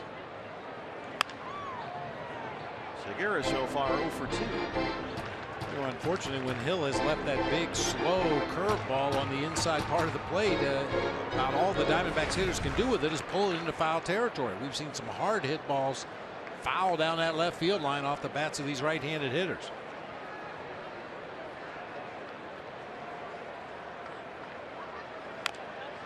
Well, in Rich Hill's defense, he's not used to this. The last time he lost a start was May 1st.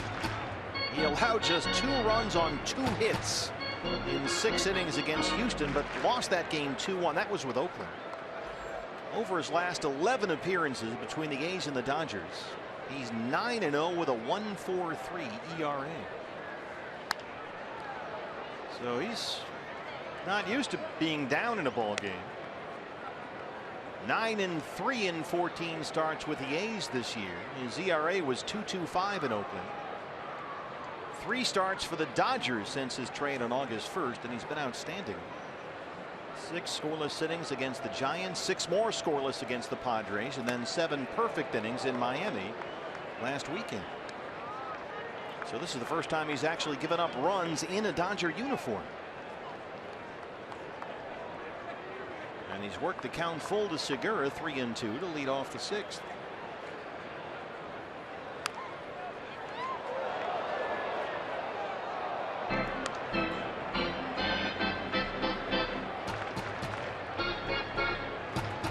Kyle Jensen got the Diamondbacks started, a home run in the 2nd. And then Chris Owings, an RBI single in the 3rd. Dodgers got one back in the 5th. The walk to Utley, a double by Turner. And Gene Segura works a walk. Good at bat right there for Gene. Let's see who Rich Hill wants to yell out now. That's his first walk. Shortstop, Chris Owings.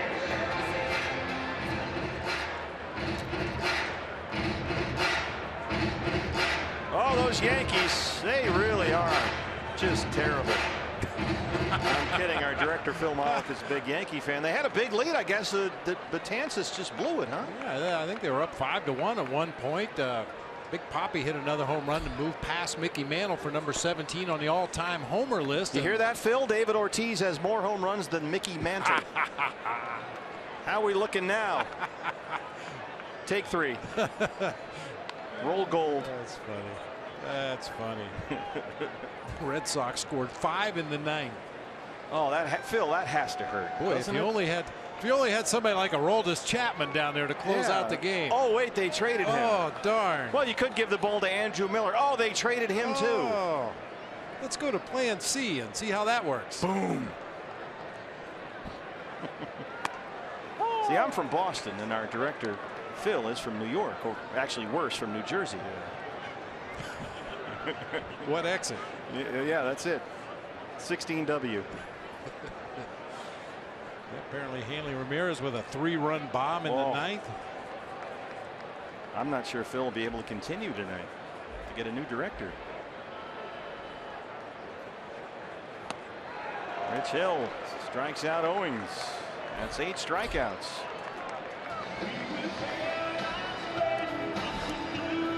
So the Red Sox came back, won that game 7-5.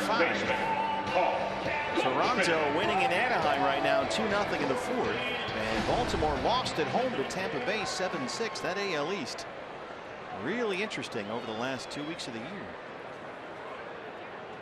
Well, thank goodness for that, and the wild card race. Otherwise, there aren't many races in baseball this year. We mentioned the Dodgers Giants, 5 games separating those 2 teams, but every other race is pretty much wrapped up.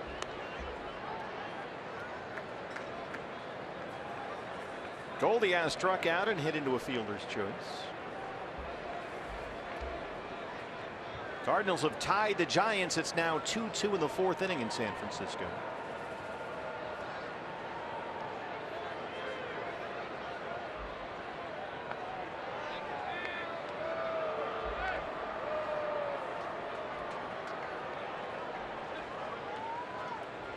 Well, we told you they were going to check on Rich Hill's blister. It's that middle finger on his left hand. The perfect game ended when he hit 89 pitches Saturday in Miami, and that's pitch number 90. There is some stirring in the Dodger bullpen. 90 pitches, 64 strikes.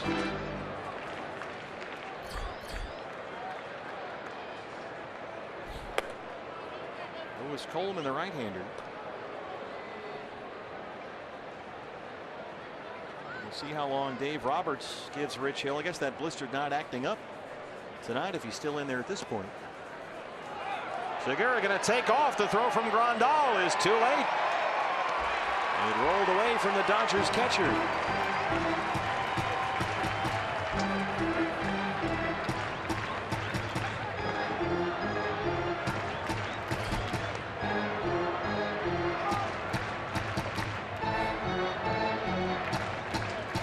So the D-backs have an insurance run in scoring position with 1 out and a 2-1 count on Goldie.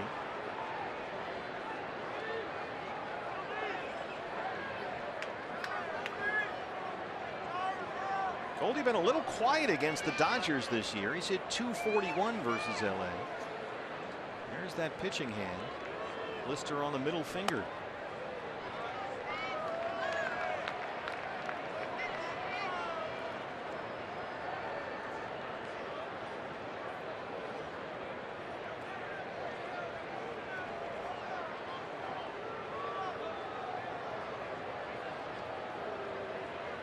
Goldie smacks one to left, a base hit.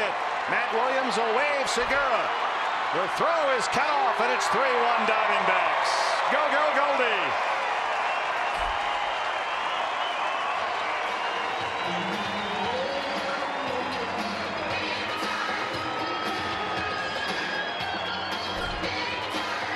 The Diamondbacks are going to take liberties on the arm of Andre Ethier in left field.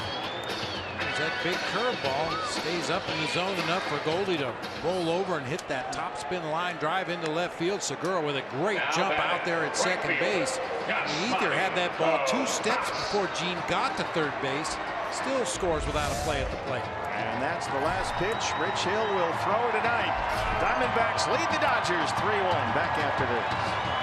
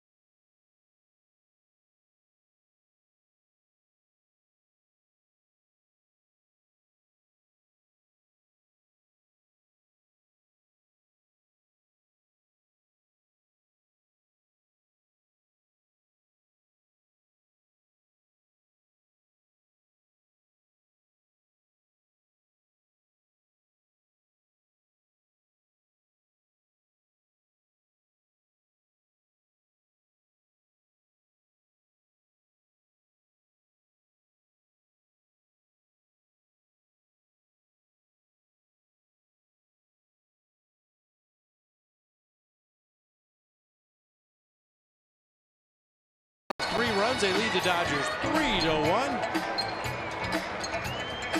Oh, Rich Hill having some issues. Don't forget, fans, when the D-backs score 5 runs or more, Taco Bell is giving away 3 free tacos the following day with the purchase of a large drink between 4 and 6 p.m. at participating locations. Earlier we showed you Rich Hill, just really acting like kind of a brat, and this is some frustration. I hate this bottle of water. And this hat, too. This hat, yep. Hat stinks. Shoes.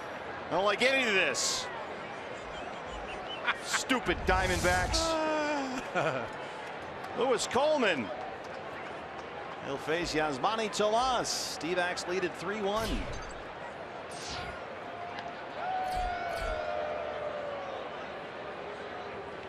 Well, the guy in his defense hasn't lost a game since May 1st. Yeah, probably is a little bit of a shock to the system. Yeah, he's a little spoiled, I guess.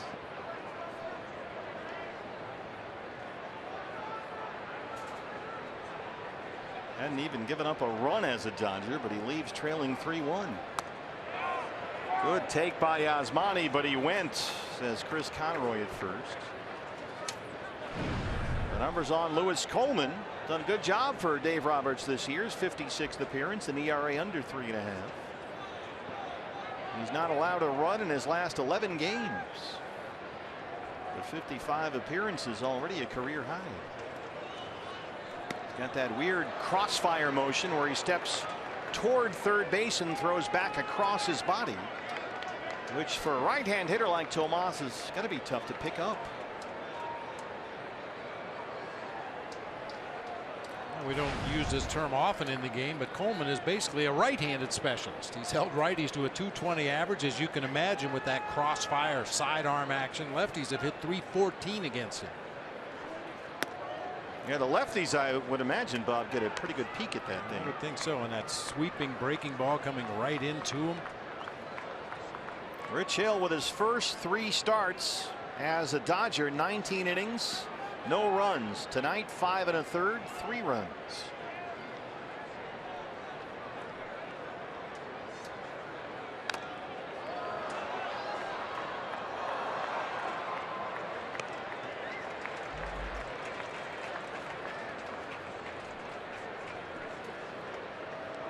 Yasmani has grounded out and popped up. He's 0 for 2.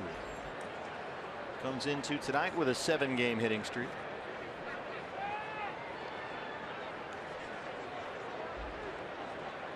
Goldie at first, 1 out and 1 run in. Fly ball left field. Ethier's out there. He's got room just shy of the wall. Goldie will tag up and head for second. Going to be close. He's in there. Well, Bob, you mentioned it a moment ago. The Diamondbacks apparently no qualms about running on Andre Ethier tonight. Sometimes you identify an outfielder that's arm is maybe a little below average, and you just try to take every advantage you can. 90 feet here between first and second. Gene Segura scoring from second base on a line drive to left field in that last inning rather, for the Diamondbacks. If there's a weakness out there and you can exploit it, why not? Well, a chance to tack on another run with Goldie in scoring position and 2 down for the red-hot Brandon Drury, who could not solve Rich Hill. He struck out twice against him, but now in there against Lewis Coleman.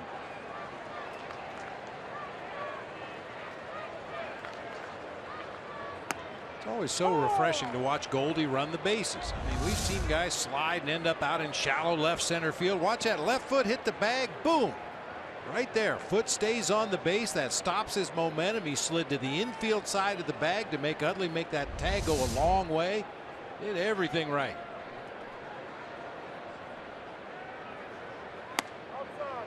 That's outside, and it's 1-1. You may notice in the back of your picture, if you watched a lot of postseason baseball last year, some of the nationally televised games, the familiar orange jersey behind home plate, right? Oh, yeah. Inside of the TV cameras of Marlins man, who's here at the ballpark tonight. There he is, sort of top left. Brandon squirts that one the other way. Here comes Goldie. The throw from Reddick is not in time. Brandon Drury hustled back there. He's in there. Oh, Brandon Drury has got RBIs now in 7 straight games, and it's 4-1 Diamondbacks. What a difference it makes for a hitter when you realize that you can hit it to any field. You don't have to hit it to left field to get a base hit. Brandon Drury has stayed on some pretty good pitches out away from him and driven him into right field lately. Hit the brakes, get back. Utley sneaking in behind. Fortunately, an errant throw gave Drury just enough time to get back into the base. He's got a 7-game hitting streak. He's had RBIs in 7 straight games.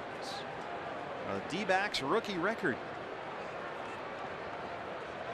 And that run is charged to Rich Hill.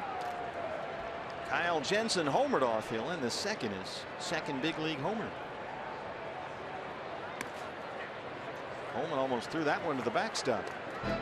So we'll talk all the time about how baseball is often the accumulation of little things. Well, Segura walked in the first batter of this inning. Reached second on a pass ball, scored on a single. Goldie had the single. tagged up and went to second, came in on the Drury single. 2 Diamondback base runners taking an extra base. Really have converted those 2 extra bases into 2 runs. And we tend to call those the little things. They do the little things well. I'll tell you, you look up at the end of the season and the teams that are atop their divisions have done the little thing well more consistently than everybody else. So that makes them big things. When you add them all up, they're big things. Yep. And it's also a mindset, you know, go into a ball game. As we mentioned, Ethier doesn't throw particularly well. Jock Peterson in center doesn't have a great arm. The best throwing arm is probably Reddick out there in right field, and they even challenged him. You get in that aggressive mindset on the bases. And that one does go to the backstop. Now Drury gets an extra 90 feet. See if the Diamondbacks can continue to take advantage. Coleman from that sidearm delivery fires all the way across into the left-handed batter's box. Grandal waved at that one as it went by.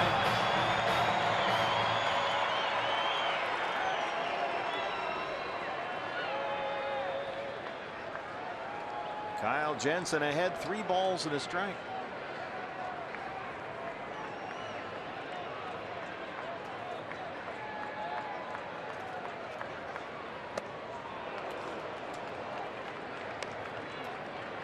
That looked like a good example of the right-hand hitter not really seeing the ball all that well against Coleman with that funky motion. Now 3-1 slider up in the zone might have been a good pitch to hit, but I'm not so sure that's what Kyle Jensen was looking for in that hitter's count.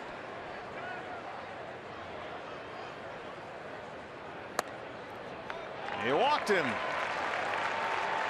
Second walk of the inning issued by Dodger pitching. Here comes Mitch Haniger. 2 on and 2 out. Haniger has struck out and flat out. He's 0 for 2.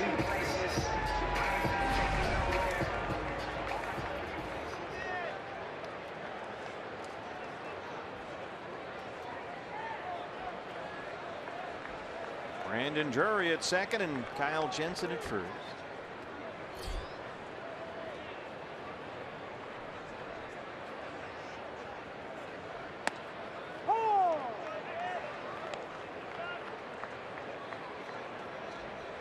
Mitch hit safely in all 3 games of the Rockies series, including his first career home run.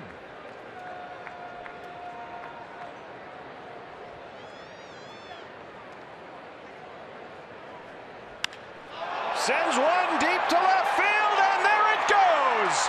Mitch Haniger, a 3-run homer, and it's 7-1 Diamondbacks.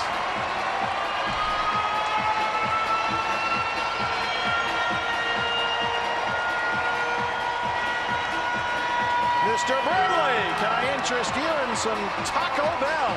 Always. Took the breaking ball on the pitch before, gets a spinner that just doesn't take the brakes. Right there on a tee for Mitch Haniger, and he absolutely blasts it to left field. Oh, yeah. Home runs from the youngsters tonight. Jensen in the second, now Haniger in the 6th. It's a 5-run inning for the Diamondbacks, and they lead it 7-1. Tuffy has singled, scored a run, and struck out.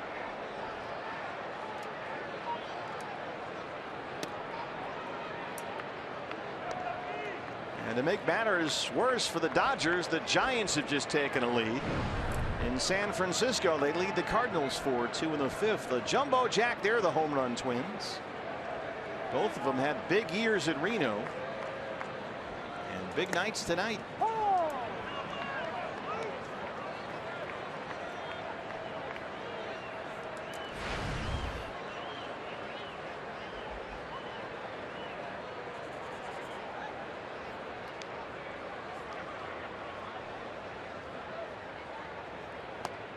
Third straight game for the Diamondbacks when they've had an inning of 5 runs or more in a game.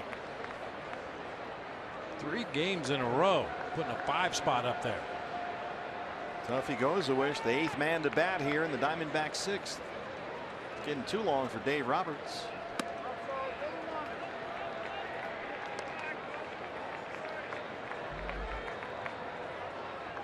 Just talking with Steve Cobb a few innings ago about the Arizona Fall League. Mitch Haniger had a big year in the Fall League a couple of years ago when he was still with the Brewers.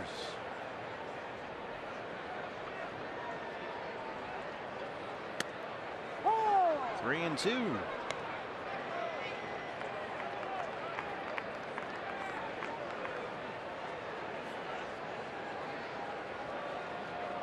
Carlos Ruiz.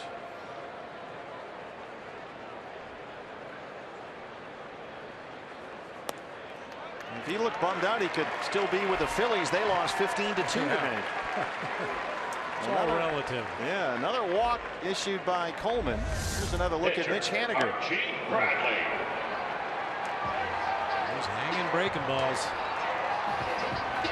Archie Bradley, the 9th man to bat in the Diamondbacks' 6th. Tuffy's been on base twice, a single and a walk tonight.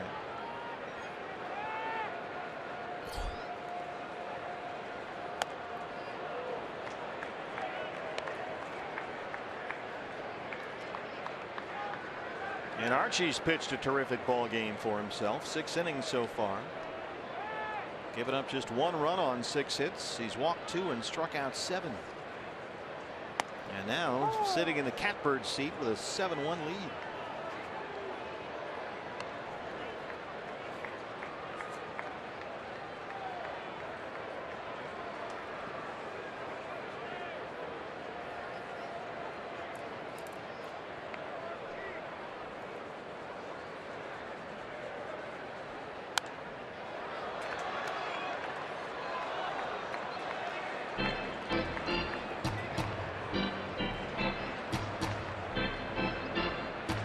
Zach Greinke tomorrow night. Game 2 of this 4-game series against Kenta Maeda. Diamondback Live pregame show comes your way at 6 o'clock.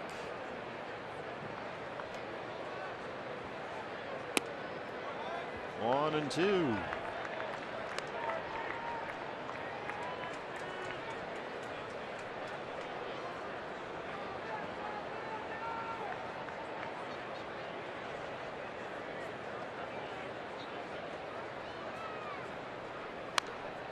Heads up, baby. Dennis Lamb. Oh!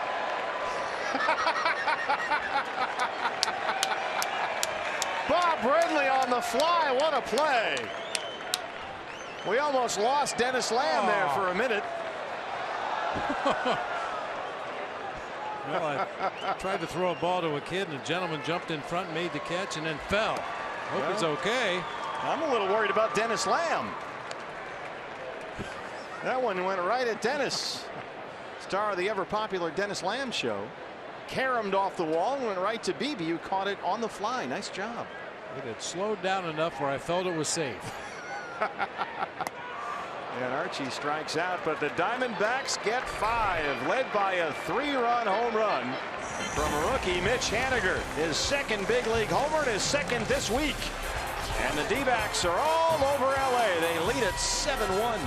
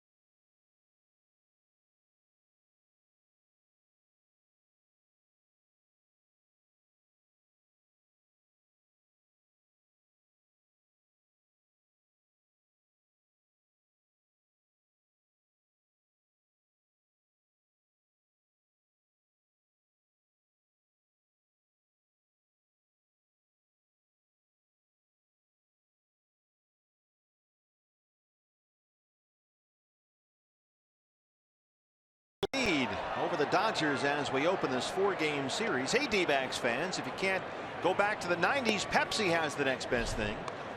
Tighten up your fanny pack because Crystal Pepsi is back, but only for a very limited time. It's available in stores right now.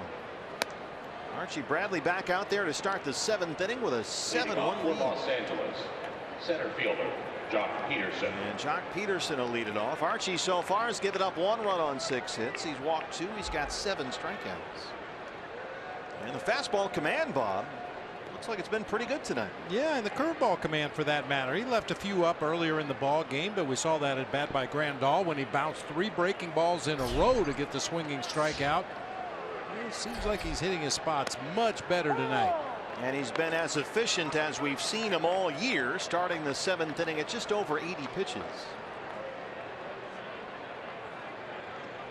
And there is some action in the Diamondback bullpen. Looks like the rookie left-hander Steve Hathaway has started warming up. Or it might be Patrick Corbin, actually. Yeah, it is Patrick Corbin. And look inside the Sanderson Ford bullpen. 0-2 on Peterson, who rolls it away from the shift and into left, a base hit.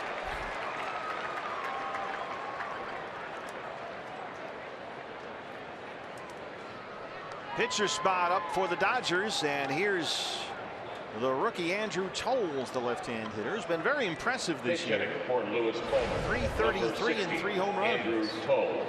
No hit for Coleman.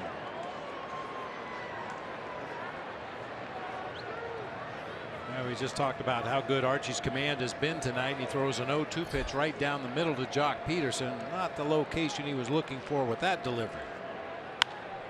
Tolles fights that one off and drops it into left. Peterson will head for third. Jensen cuts it off, does a nice job to get over there, and Tolles has a double.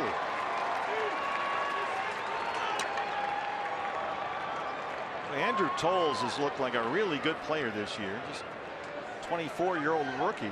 But there's a lot to like. He keeps his bat in the zone for a long time. He's got a little bit of pop for a little guy, and he really runs well. Well, right away, Archie in trouble. Second and third, no outs.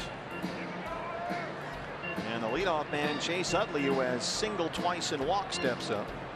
Mike Butcher out to the mound as Corbin continues to warm up in the D-back bullpen.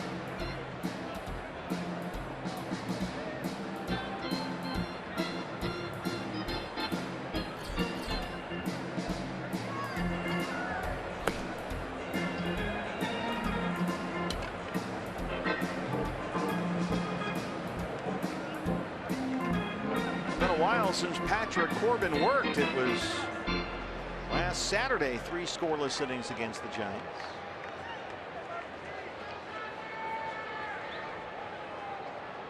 Archie trying to figure out a way to retire Utley.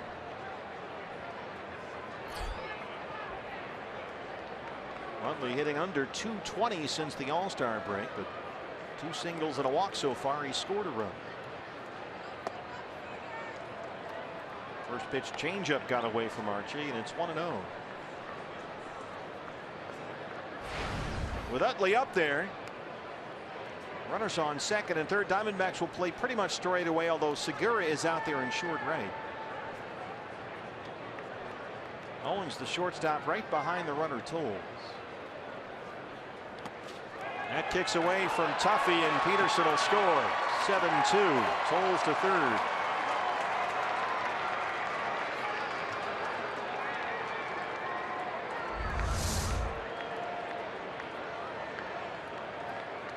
Just got underneath the right arm, between the right arm and the rib cage of Tuffy Gosewish. Breaking ball in the dirt. It's far enough away to allow Peterson to score. Tolles moves into third. And Bradley behind on Chase Utley, 2-0.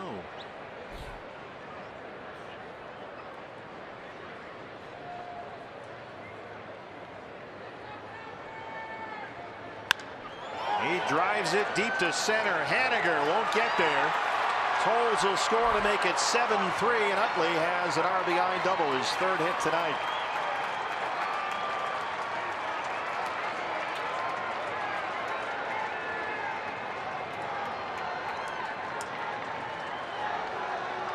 Shortstop, Corey Seager.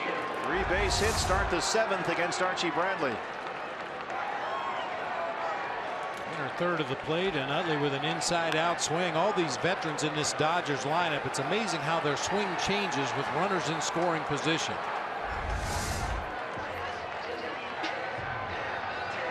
And Chip Hale, with all these Dodger lefties in the lineup, is going to go to Patrick Corbin. Archie Bradley will leave here in the 7th with a 7-3 lead. Back in a moment from Chase Field.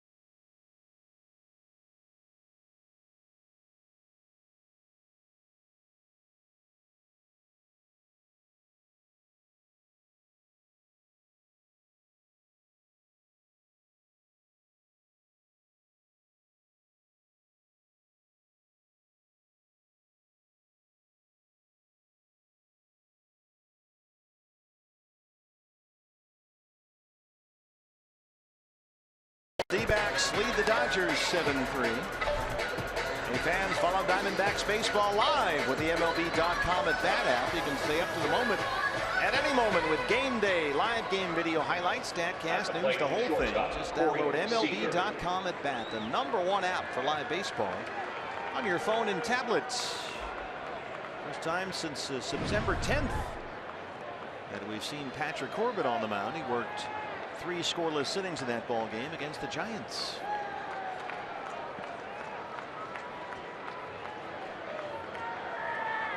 On in relief of Archie Bradley. Dodgers with 2 runs in, and still nobody out here in the 7th. Utley at second, and the batter is the shortstop Corey Seager, who's 1 for 3. Patrick Corbin's last 8 appearances have all been in relief. He last started a game August 12th at Boston. Over his last 8 relief outings, Corbin has given up 7 earned runs on 12 hits in just under 14 innings.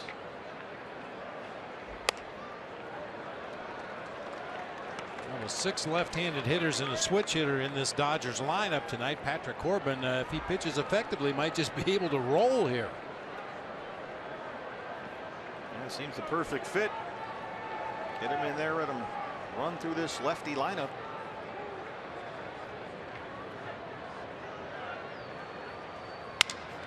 Broken bat, Hopper off the mound. Segura backhand, spins and throws, and makes a tremendous play as Utley gets into third. It kicked off the mound, and Segura went almost out to center field to get that one. Hitting the front of the mound and bouncing up in the air the way it did probably cost Seager a base hit that time. Gene Segura able to catch up to it out there in shallow center field and fire back across his body in time to get the out at first. Justin Turner now. This is the one right-hand bat in this lineup, although the catcher Grandal is a switch hitter.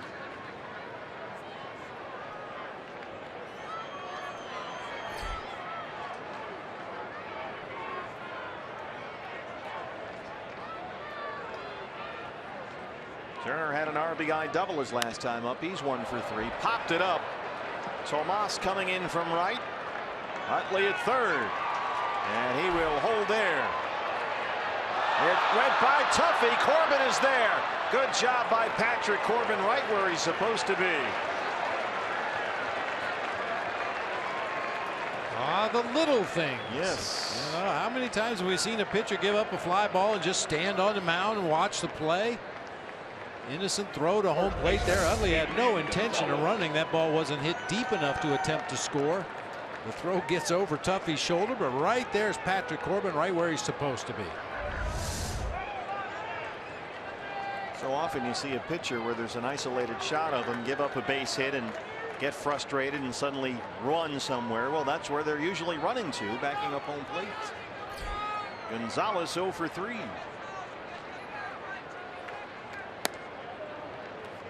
Fastball missed, and it's 1-0. Adrian Gonzalez only 3 for 27 at Chase Field this year. That's unusual for a guy who's been a career .320 hitter in this ballpark. 1-1.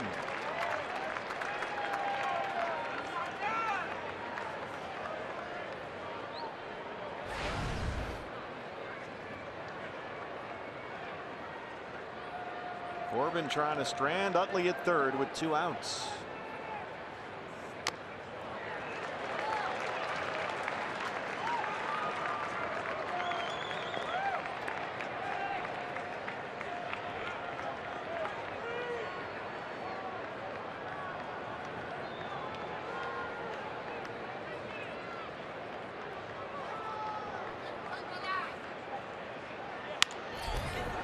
Brandon Drury at third, bobbles it, recovers, and throws him out.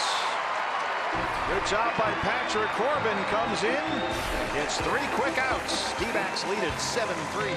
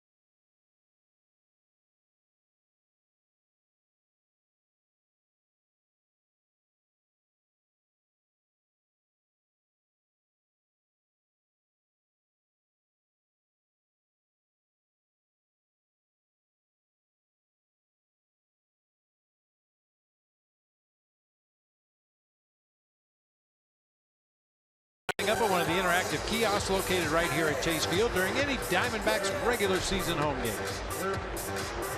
Oh, having a lot of fun at the ballpark tonight, where the Diamondbacks lead the Dodgers 7-3 as we start the bottom of the 7th inning. And the new pitcher for LA will be the right-hander Josh Raven, reinstated from the DL Friday, been bothered with some right triceps inflammation. 5 scoreless appearances with LA this year. He's only worked 4 innings. But he's had a very good year in the minor leagues.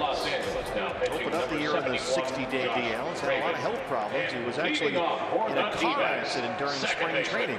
And then while he was on the disabled list, he was suspended 80 games for violation of baseball's drug prevention program.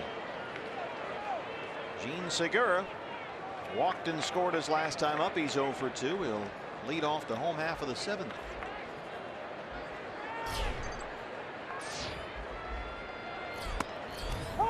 Last time we were at Dodger Stadium, there was a big buzz in one of the ball games against the Diamondbacks when Jesse Chavez pitched for LA, and then Raven came in. He spells his name R-A-V-I-N. Of course, that was Chavez Ravine. Oh, nice. Pitching in the same game. A lot of Dodger people were excited about that. He doesn't have an E on the end of his name, but it was close enough.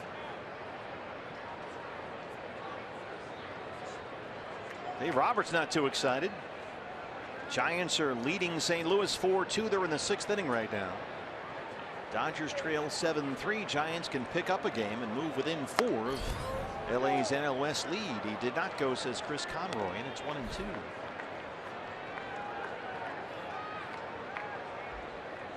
Dodgers 5 up atop the division with 17 to play. Diamondbacks trying to play spoiler.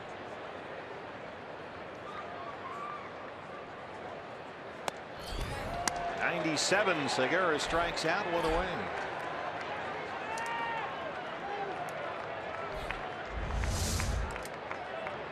Elevated fastball up there above the letters. Gene hasn't chased many pitches out of the zone recently. Chris Owings, a big hit in the ball game, an RBI single in the 3rd. At the time, it made it 2-0 D-backs. CO 1 for 3.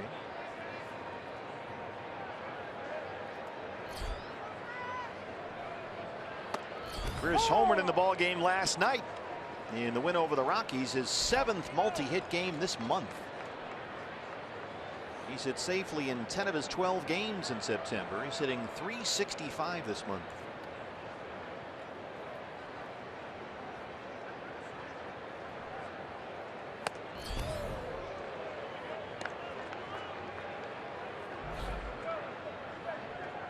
Just one more footnote on that Red Sox-Yankees game, because I know Phil Malika is interested in this. He quit, he left. The Red Sox have 3 victories this season when they were down by 3 or more runs with 2 outs in the 9th. Oh, Phil, that has to hurt. All of the teams in baseball have 6 such games combined.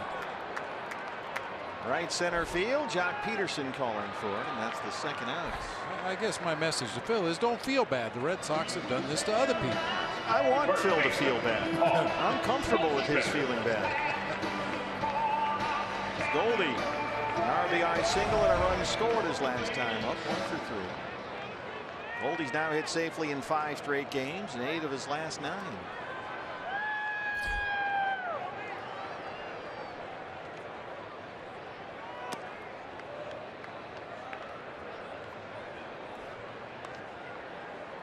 Oh, see, that's nice. There you go, Phil. Wow, the Yankees, I mean, they're a 4th place team. Way behind the Red Sox. I mean, they're 5 back. Why don't they just quit? 1-1. Well, we joke with Phil, but we were talking the other day. Manager of the Year in the American League, Joe Girardi's going to have to get a lot of consideration. And Brian Cashman has done a tremendous job restocking the farm system there. The Yankees got a lot of very good, exciting young players, some that they've developed themselves, others they've acquired in trades like the Chapman trade and the Miller trade. The Yankees going to be a fun team for a while. They stopped writing checks and now they're developing young, exciting players. Done a good job. It pains me to say. I know Phil's excited, that's one thing. They'll still find a way to screw it up. Yeah.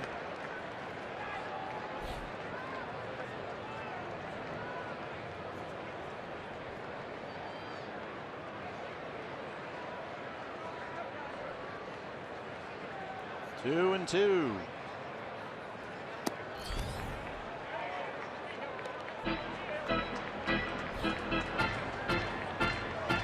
Full count to Goldie, who leads all of baseball in bases on balls. Tomas on deck, he would be next.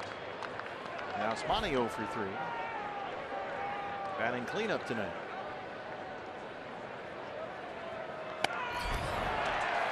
Two strikeouts in the inning. We'll head to the 8th. Diamondbacks lead the Dodgers 7-3.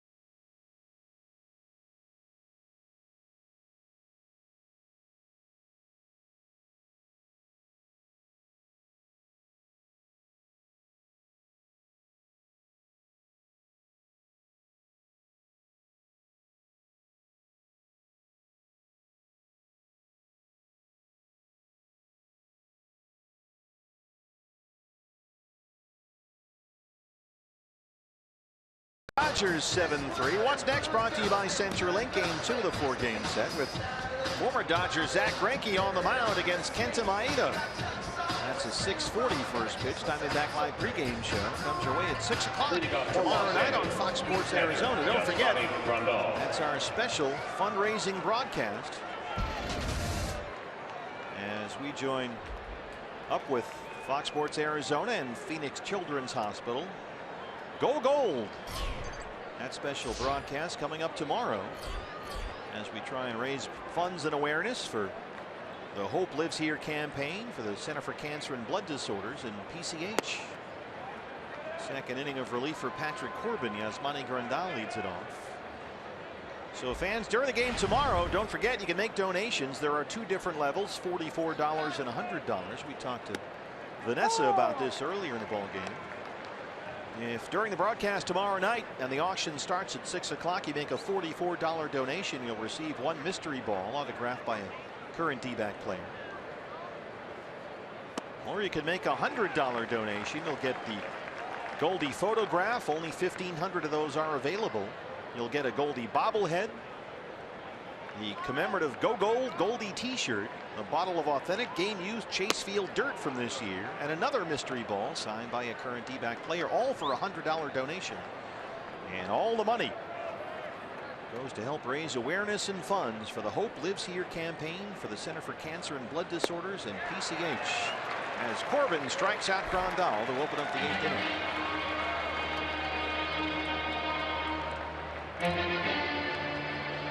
It's a big outing, Bob, for Patrick Corbin. Game against the Dodgers. You got a lead here. It's late. You want to shut this down. Pinch hitting for Josh Reddick. We're going to see a few pinch hitters here to replace some of these lefties against Patrick Corbin, but the way Dave Roberts had him lined up today, it certainly lent itself well to a Patrick Corbin outing after Archie Bradley. Kike Hernandez hits for Josh Reddick. Hernandez feasted last year on left-hand pitching, but he's been injured this season, hitting under 200 with 6 home runs. Segura at second. 5 up, 5 down for Patrick Corbin. 2 outs.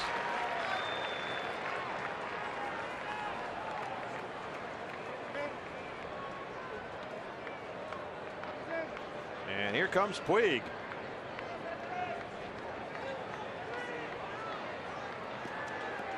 Yasiel Puig will hit for Andre Ethier.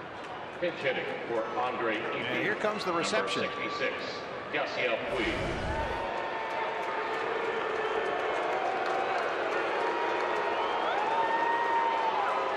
.261 and 10 homers. He's been dealing with a left shoulder problem that kept him out of the game yesterday at Yankee Stadium. Puig's got a little bit of Denard Span going with that front foot. He's got something going already. Yeah, he's got that toe pointed right back toward the catcher. That's very new. That's brand new. Must have heard you talking about him the other day. Puig 5 for 18 with 3 homers since he returned from a month in the minors at the beginning of September. There's that front foot. We saw Denard Span do that for the Giants. Just an effort to keep that front hip closed a little bit longer. He did not go, Chris Conroy says, that it's 2-1 on Puig.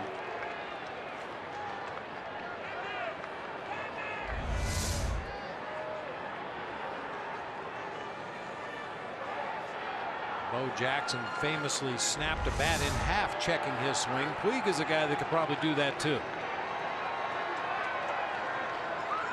I bet he could. 2-2. Diamondbacks have Enrique Burgos ready in the bullpen, the right-hander.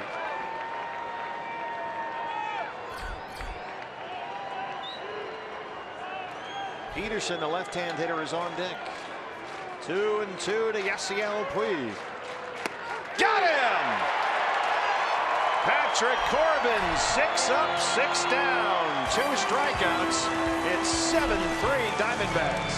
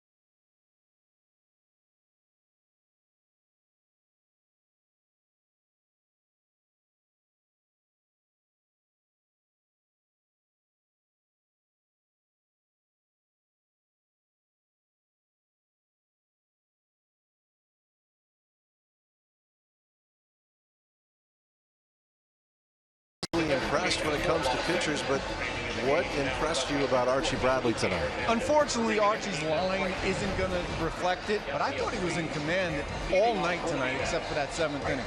We'll break down his outing and show you how he did it. That, and outside of the long ball, and a couple of them here tonight, Bob Brenly will talk about how the Diamondbacks manufactured a couple of runs and really, really nice work on the bases. That's all coming up when you guys bring this one home and deliver it to Diamondbacks Live when it's all said and done. Steve, Yasmani Tomas gets into one, and Puig runs it down. Just shy of the pool. Allowed out number 1 to start off the bottom of the 8th inning as Puig takes over in right field for Reddick. And Kike Hernandez is in left for Ethier. Unfortunately, just a little too much air underneath this ball. Puig able to use that speed to run it down right in front of the ramptrucks.com pool area. Puig hit for Ethier. Hernandez hit for Reddick, so Reddick comes out and Puig is in right. Hernandez in left. Here's Brandon Drury. An RBI single and a run scored his last time up. He's 1 for 3. And Brandon has now hit safely in 7 straight games. He's got RBIs in 7 straight games as well.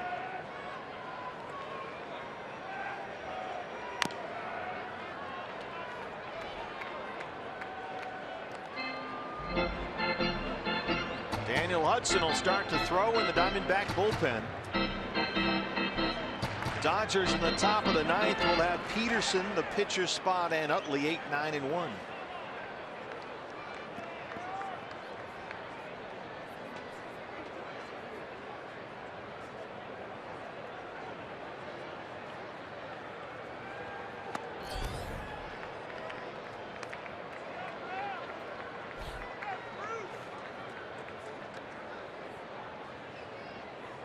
Hudson pitched in the ball game last night through 16 pitches and working the 9th inning to close out a sweep of the Rockies. Right back to Raven.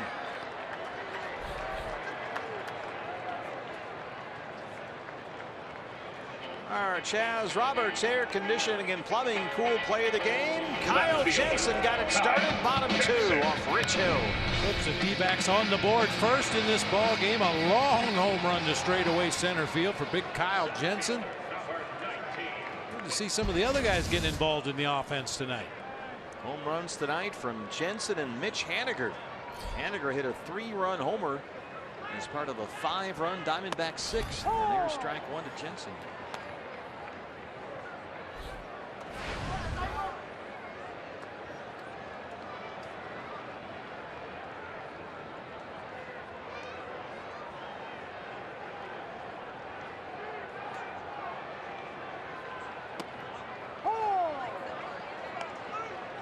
Two.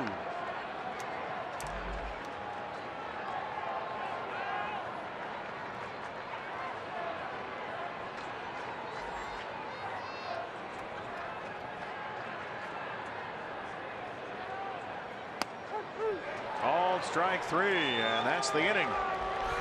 So we'll head to the 9th. Diamondbacks with a 4-run lead. They're up on the Dodgers 7-3.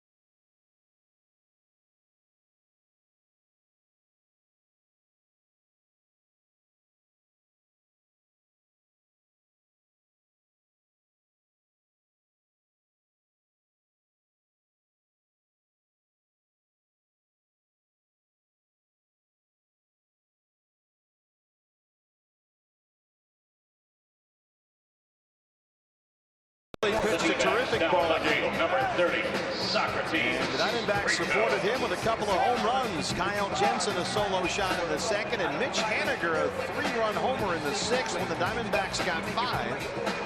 And they lead at 7-3 as we start the ninth. Patrick Corbin still out there. Socrates Brito will replace Kyle Jensen in left field. And pinch hitting for Jock Peterson. Jock Peterson, the scheduled hitter, but with the left-hander Patrick Corbin out there, they'll recall Peterson, and Rob Seged will step in. Pitcher spot is up next, and here comes Howie Kendrick with a bat in his hand. Out to the on-deck circle. Seged, 27-year-old rookie, 250 and 2 homers. Just 26 games with LA this year. Boy, Patrick Corbin has looked really sharp tonight. He's retired all 6 Dodgers he's faced. He's got 2 strikeouts, and he jumps ahead 0-2. And he gets him to chase that slider in the dirt. Tuffy completes the strikeout. 1 down in the ninth. Daniel Hudson continues warming up in the Diamondback bullpen. Good morning, good afternoon, good night. Last one, a breaking ball that hit out in front of home plate. Seged cannot hold up.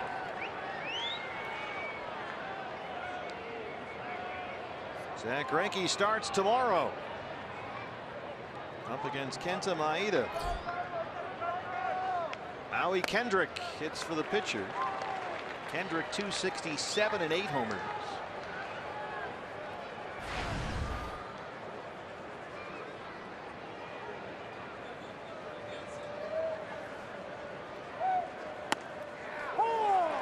Patrick really sharp, 0-2. Chase Utley on deck.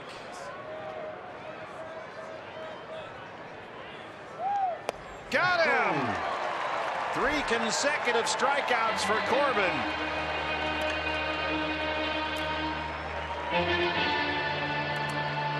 It's about as sharp as we've seen Patrick in a couple of years. Everything working well. Downward movement on that slider, spotting his fastball on both sides of the plate. Go ahead. Patrick trying to lock down what would be his 2nd career save. The first came in July of 2012 against the Dodgers. Chase Utley with 2 outs.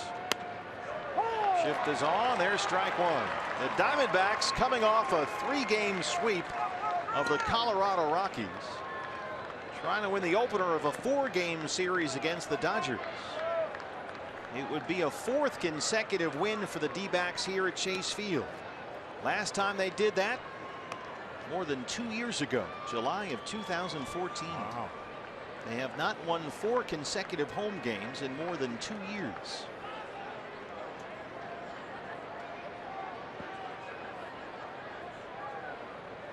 For Archie Bradley, it would be his 3rd win in 4 starts. 1-1 on Utley. Utley's had a big night, 2 singles, a double, a walk. He's got an RBI. He's scored a run.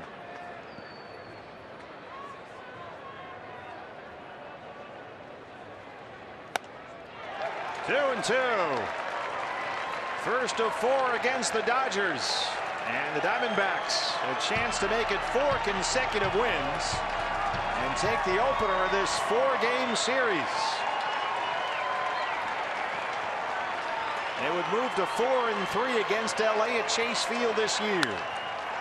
Segura is there, and the Diamondbacks win it. Their first 4-game winning streak here at Chase Field in more than 2 years. The 2nd career save for Patrick Corbin, who was absolutely outstanding tonight. He retired all 9 batters he faced. Archie Bradley wins his 3rd in 4 starts. You could very easily argue that this is the most complete game the Diamondbacks have played maybe all year long. Good pitching, good defense, solid base running, some explosive offense. Big first win here against the Dodgers. And a very efficient 2 hours and 39 minutes. Joe Borowski standing by with Todd Walsh. Guys, a lot to talk about after this one. There is no doubt about that, and we'll do that on Diamondbacks Live coming up in just a moment as we follow the Diamondbacks into their dugout and to the clubhouse and Joe Borowski. I don't want this to slip through the cracks. I know that Steve and Bob talked about it, but that looked like pre-Tommy John surgery all-star Patrick Corbin. That's a big performance for him. How sharp was he? His slider was nasty. He was pounding that inside corner with the fastball, had some extra giddy-up. Really impressive. And I think it was fitting that he got Chase Utley out because no one else could. Yeah, we hadn't gotten him out all night. Why not do it right there to end the game? So we'll come back in a matter of moments to Chase Field on this Thursday night. The Diamondbacks have now put together a 4-game winning streak. They take game 1 of 4 on Throwback Thursday, the final Throwback Thursday of the season. And when we return, we'll get to Kate Longworth, who will be on the field outside the Diamondbacks dugout. I'm sure there'll be some bubble gum thrown around. Bob Brenly waiting for us up in the broadcast booth, and then we'll get inside the clubhouse player reaction as well, and the manager, Chip Hale, and a special tribute to the late Rose Moffett. We'll do all that, I promise, when we come back.